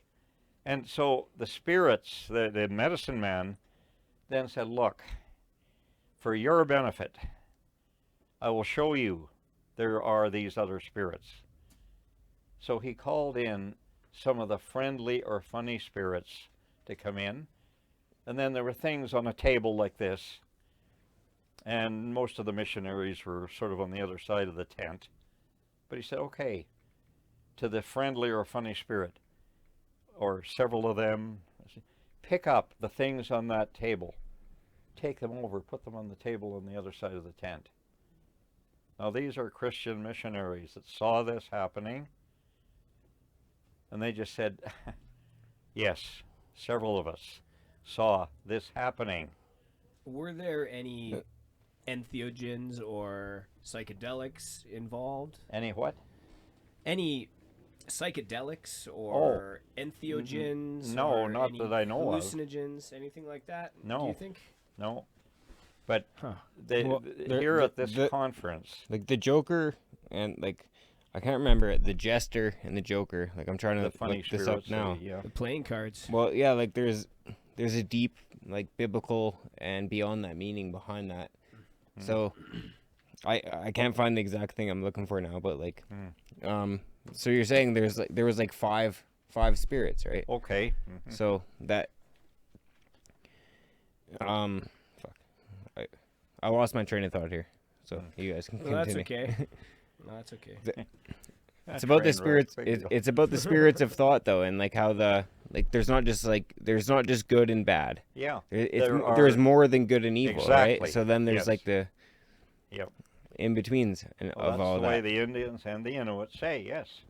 They're the good, the bad, and as I said, one group said the funny spirits Right. Okay. and the friendly spirits. And so they demonstrated in front of the Christian missionaries Right. by calling in spirits simply to move stuff from one table to another. So, and they witnessed this move, like They said they saw the stuff going through the air at about walking speed yeah. to the other table. So considering that this is possible, then there is a very good chance that these spirits were somehow able to influence your airplane. I Because- personally don't think so, in the sense Well, that, they were able. Do you believe what you heard, that the Christian well, from missionaries them, saw? that You there are believe they other saw spirits this? down there, Just move, right? but Because if that's possible, then He doesn't have Well, to. it's He wouldn't have to. possible, He wouldn't have yes. to coexist with like the Inuits. Might have their own spirits. Like we might not be accepted to get the gifts of the Inuit spirits. So like it could be a different spirit realm that you live in, right? Like why would we be accepted by the Inuit spirits? We have nothing to do with their culture. Well, the point was for them to show these Christian yeah, missionaries, that's all, though. at the Well, time. yeah, So but See, I mean, I wasn't it's there to see this. no, but Just it's a told complete. about it by other missionaries. I think Brody's question though, you're asking, do you think that was was it their spirit that saved you from the crash? Though no, like I don't know what his opinion is. I kind of Well, then again, when you learn that all civilizations all throughout time had very similar different interpretations of other worldly beings and spirits and things, right? And they were just different names for them. Yep. So there is a chance that, these Inuit spirits in their perception, though, could be the same influence, or this could be the same stuff of other cultures just under a different name. You know what I mean? So what I mean is, was this similar to what they had witnessed in that tent, these spirits moving physical objects, Yeah. whatever force that was? Is Yeah. that potentially responsible for what had happened to the airplane? That's my Okay, question. I suppose. yeah, I see what you're saying. Right, and- so I mean, Yeah, I see what you're Yeah. saying. Yeah, with that, I'll just say the way for a second or two, under full, okay, first we were violently thrown around in the air. When we were only 100 or 200 feet above the ridge we were following, before turning into the wind to land where we landed before. Um, so we're going along there. We're suddenly violently thrown around, and the plane literally out of control for a second or so. You turn the aileron control over when we're practically 90-degree bank on one side. For a moment, no effect. And then all of a sudden, we whip over that way, and I frantically turn it back the other way.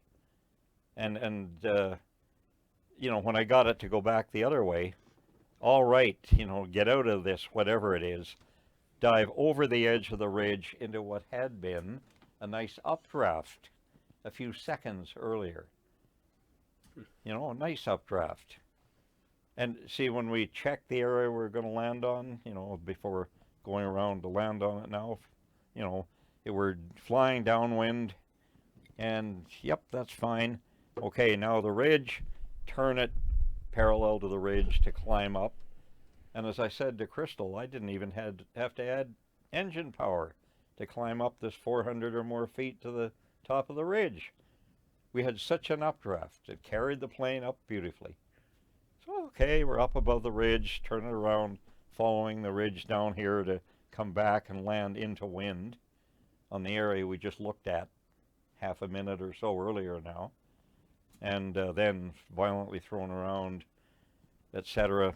And then I dive over the edge and level off.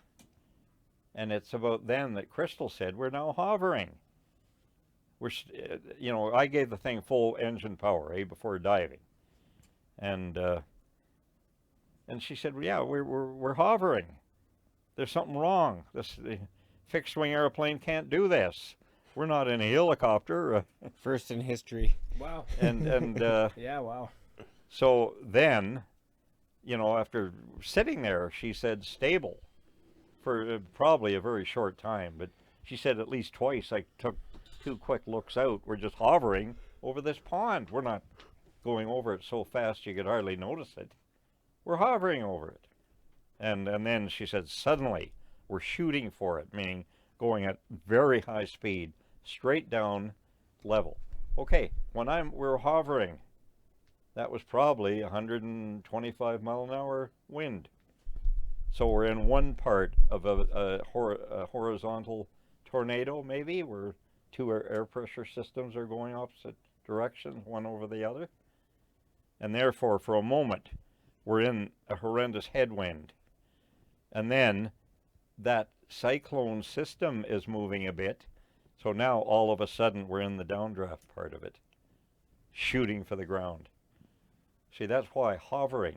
So is that the only plausible, Well, to me, it's the only plausible way is that you could be flying as an aircraft, and it must have a headwind, and a downwind, and an upwind, and a tailwind, creating a pocket that your aircraft is able to stay in the middle of somehow. Well, like I say, if it's a horizontal, sheet of air this way, that way, giving a horizontal tornado. So that's that's the only possible way it could have happened. But then, and we're in, it's one going the other way, and so first of all, we're going into this horrendous headwind. Yeah.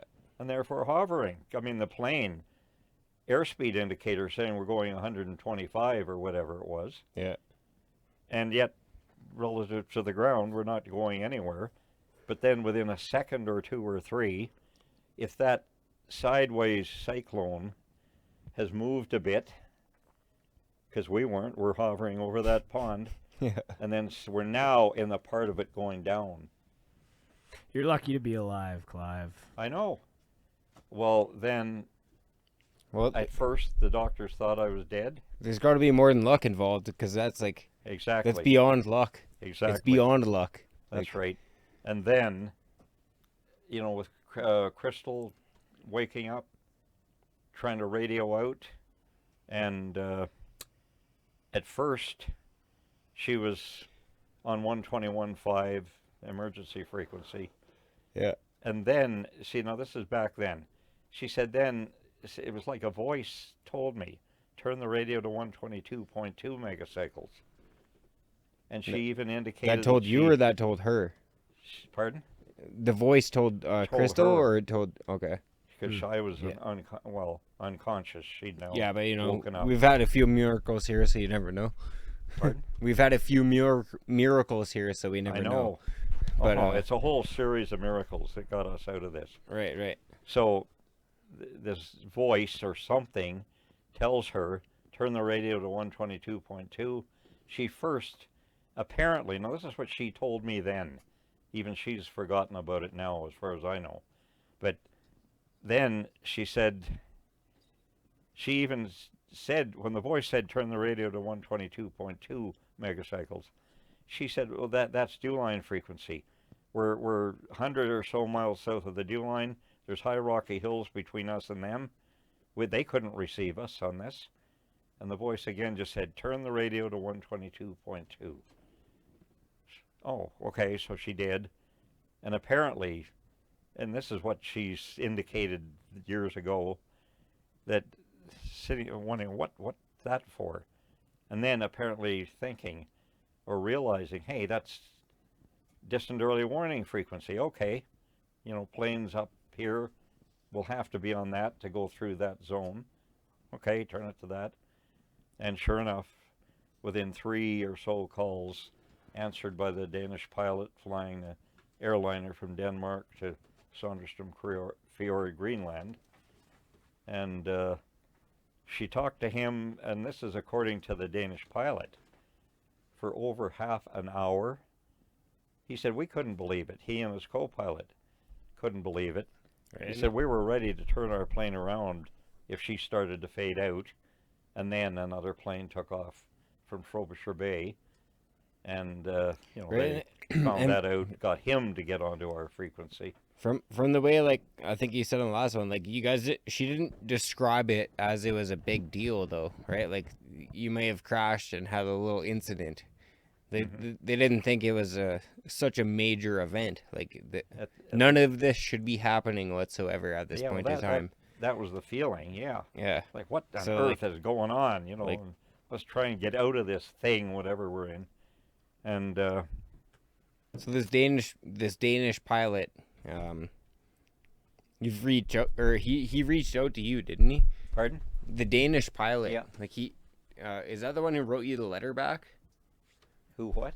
Wrote you the letter back. Oh. Okay, I think it was. I think so. I had forgotten about that letter. Because number one, we didn't even get it for a while. It was maybe Crystal told me about it or something. But I remember something and then about she got it when I was away or something. But I mean, I had simply forgotten. What I simply remembered was once or twice we talked to that pilot by telephone in the year or two afterward. Phoning Denmark and yeah. And when there was some big super sales deal on telephone plans, so now you have long distance at a much lower price. For this 3 days alone, you can now try it out for yourself. Phone anywhere, England, France, Scandinavia, for such and such very low price. Yeah. Something like that. And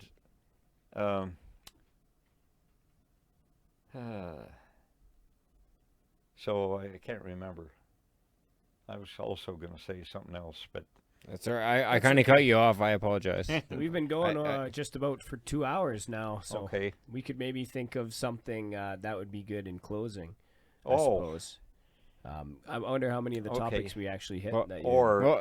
So I started out saying we were going to have some structured topics, and I lied. This podcast is not going to be structured. It's going to be random, I guess. Well, which I think we're all okay with.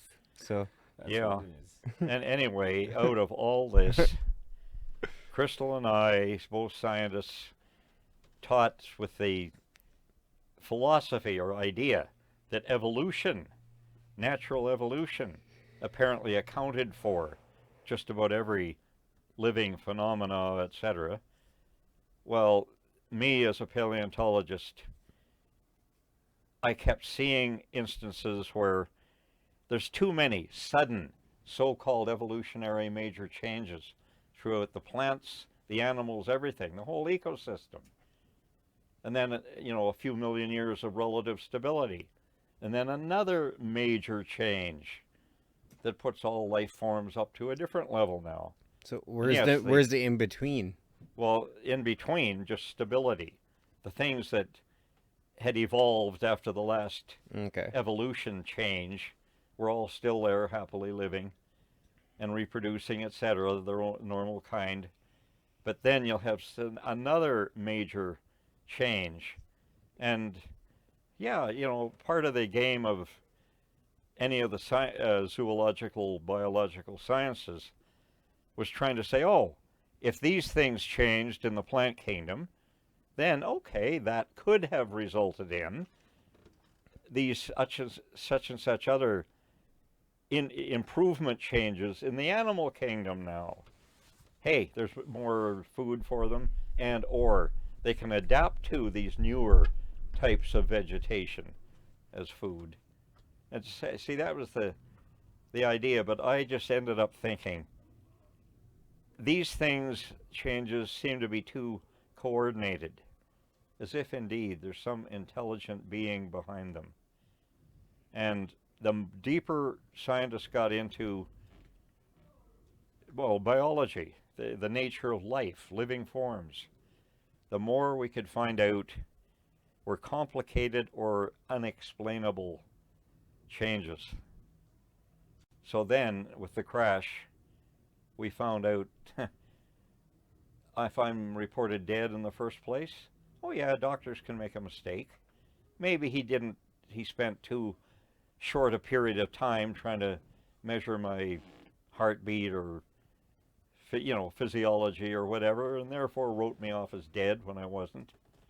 But how come I was written off as dead? Crystal was written off as definitely going to be paralyzed from the waist down for life, with even the senior neurophysiologist and neurosurgeon at Montreal General Hospital simply telling her that you are the victim of a miracle. What has happened to you is physically impossible.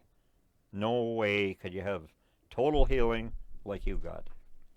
It's incredible, and hearing that story And what about inspires everybody, I guess, to believe a little bit more. That's right. Well, there's no choice but to believe. It's like, And you are a victim of a miracle. Because what else? Yes. There's no such, luck is like, oh, I rolled some dice and I rolled my sixes and I won a good hand at the casino. But this is it's a experience of multiple events that happened in a row that they were all lucky in their own. But once you add 30 events of luck together, that becomes a miracle. Yep. Sort of say.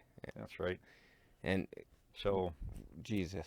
Some people are just too humble. Some people just, I just got lucky. Meanwhile, it was like a big, like a very significant happenstance. When science,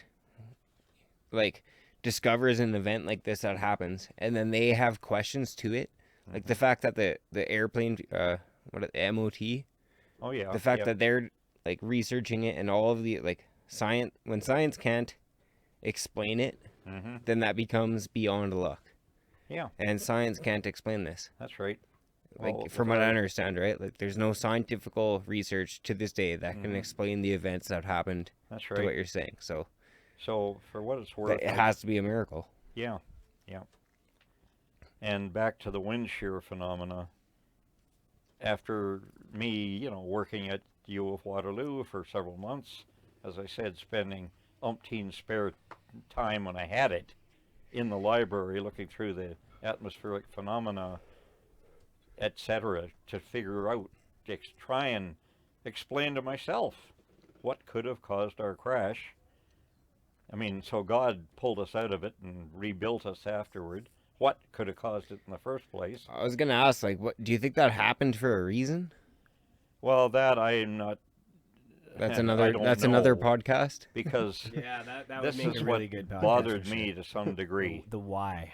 When, We got the what, the where, the why, the when, and then yeah, we got all When- letters of the alphabet. I think with this story. so it probably was. But, I can't say I can interpret what God wants or does, but things, and when, before that happened, a year or two, that was a Piper PA-20 airplane we were in then. And the plane I said I had in storage in Kitchener-Waterloo Airport Yeah. was a Cessna 180, CFSTS. And it was a 1956 Cessna 180.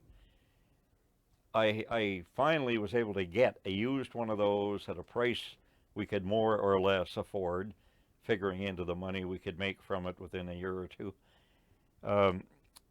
1956 Cessna 180s and one or more other years on each side of 56 had a newer, slightly more powerful Continental engine in them than the ones before, and yet they were the same lighter weight airframe as also the ones before. So a bit more power, same weight. Yahoo! They were better for short takeoff and landing. And they had some other minor improvement, I believe, in the flap system. So we finally found a good used 56 180 in good shape, low engine time. Got that, and we were trying to do work. That winter was partly tracing the migration of different herds of caribou through the winter to try and map those out. And we, getting up there in midwinter, shortly after Christmas, if I remember right, we left Fort Chimo, Arctic, Quebec, flying that thing. Okay, we were stuck in Fort Chimo for several days due to bad weather.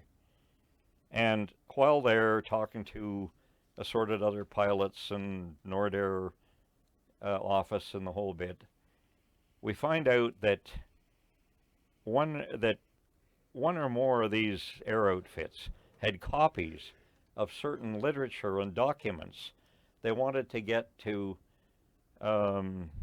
Resolution Island, I think it was, which was a top secret communication base between the Dew Line versus Thule, Greenland, and Goose Bay, Labrador, NATO, big Air Force bases, Okay. NATO bases with all the equipment to quickly respond to Russian invasion, whatever. Yeah.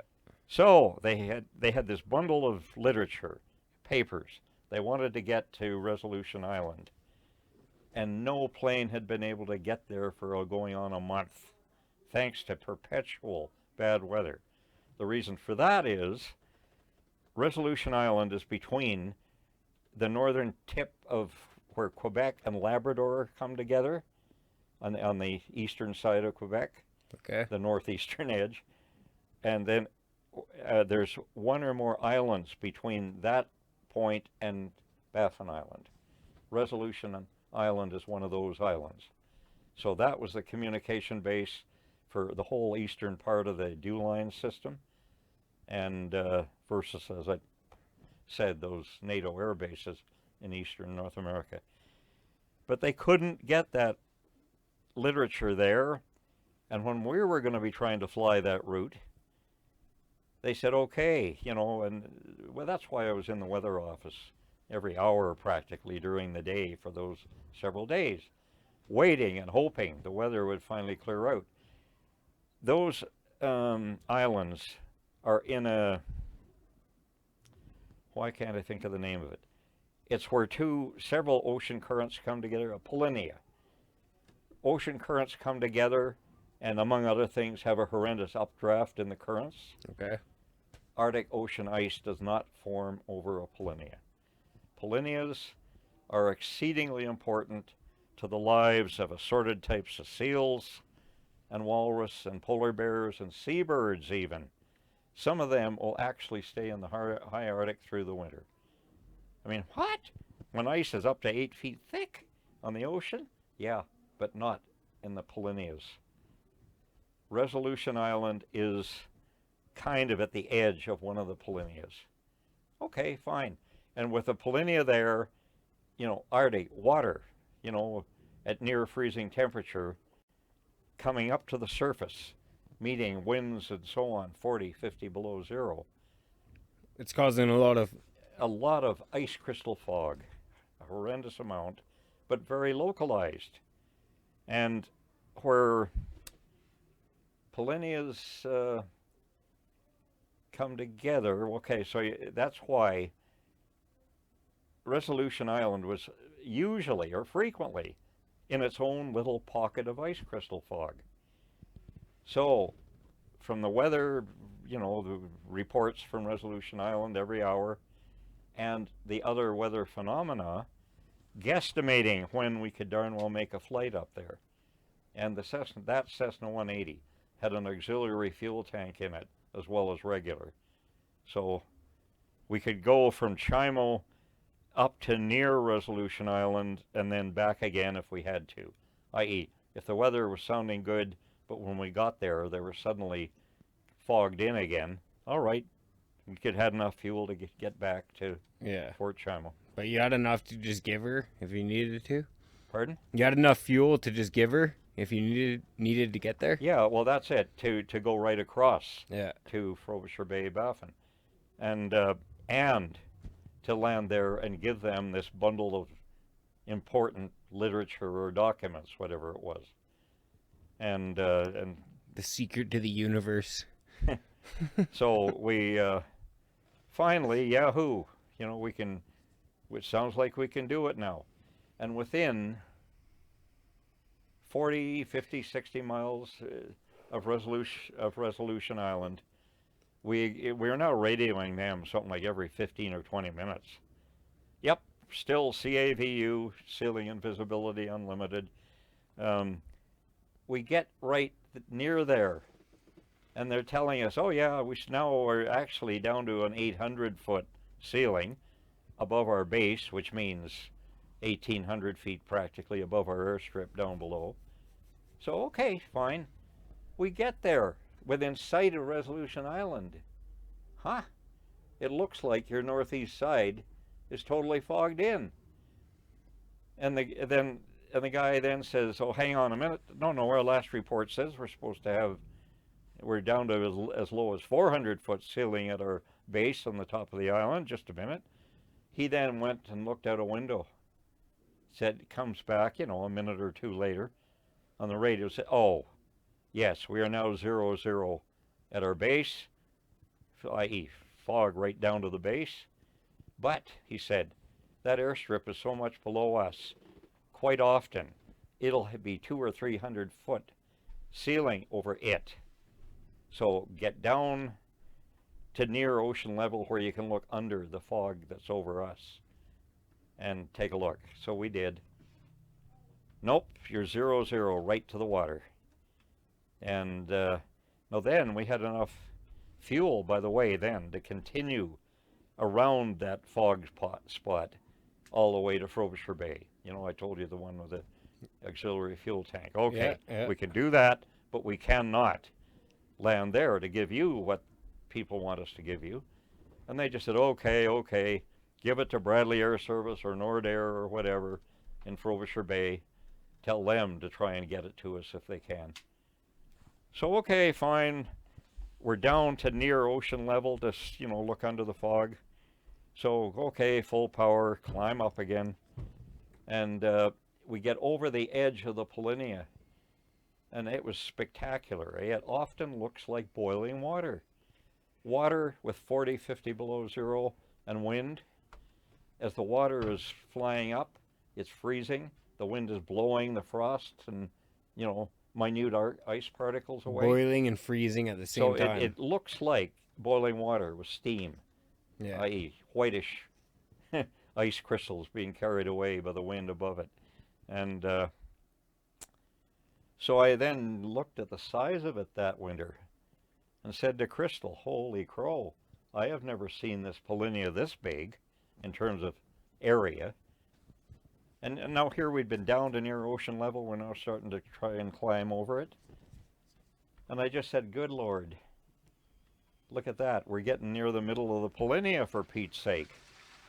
We are beyond glide range from solid ice right now. See, with a single engine plane, one of the rules is don't fly, over water beyond glide range. That makes so if your sense. engine quits, you can glide back to land. Right. So here we are above open water, colder than freezing temperature water, and beyond glide range. And I said that within a second or two, the engine quit. Holy Christmas, what's going on here? And quickly going, through the instrument panel, looking, what's the indication? What's wrong? And you get through it all. Nothing indicated wrong. Okay, I just switched from one wing tank to the other 15 minutes or so before, starting to have a look to land at Resolution Island.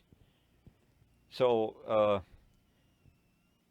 switch back to the other wing tank, even though it's only, down to 10%, pardon me, down to about an eighth full or less, 10th full, which is why I had then switched to the other tank, 15 or 20 minutes earlier. So switch back to the near empty one. And we're now down to 200-ish feet above that boiling, that horribly freezing Arctic water. And it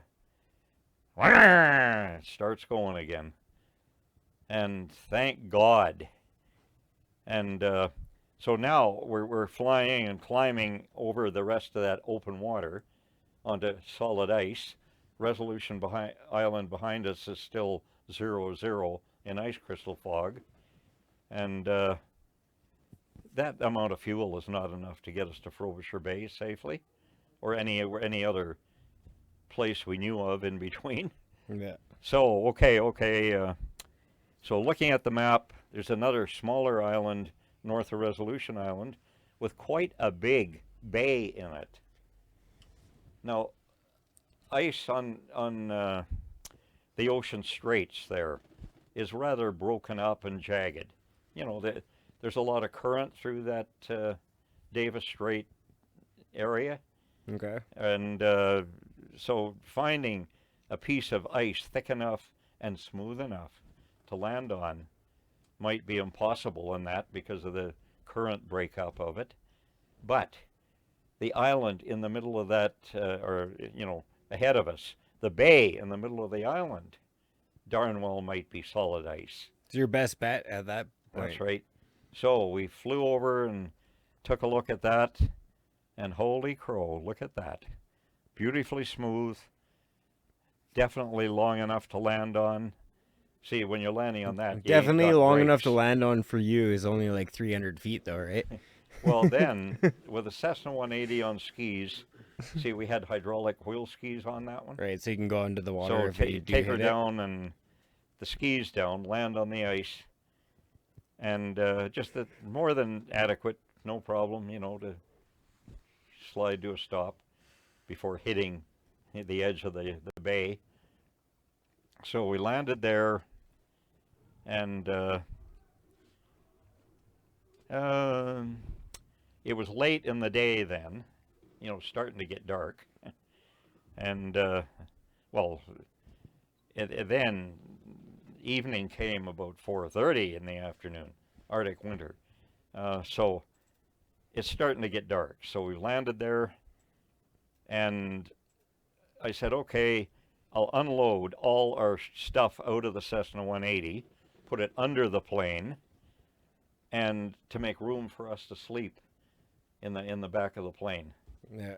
And the back seat area plus the luggage area behind it. And so we did that. We had all the stuff. You didn't go anywhere in the Arctic in the winter without carrying sleeping bag, the bare minimum survival You're gear. talking about like minus 40, 45 degrees Celsius, right? Yeah. And so we did that, and with the hope that I hope no polar bear happens to come by here in the middle of the night and smells our freeze-dried food underneath. I do remember the polar bear story, but I think we're gonna wrap it up. I remember. So you alpha male the polar bear. We'll Right. take that. We'll take that to the next podcast. Uh-huh. Nobody on Earth really does that to a polar bear, but Clive here, he does. When he sees a polar bear, he tells it what's up. So tune in for podcast number 3, and yeah. You try and look ferocious enough that the polar bear backs away. There you go. That's the trick right there. Okay. Adios. Nice talking with you, Clive. We should Well, say. Nice seeing and talking to you two again. We had a time limit today, I guess.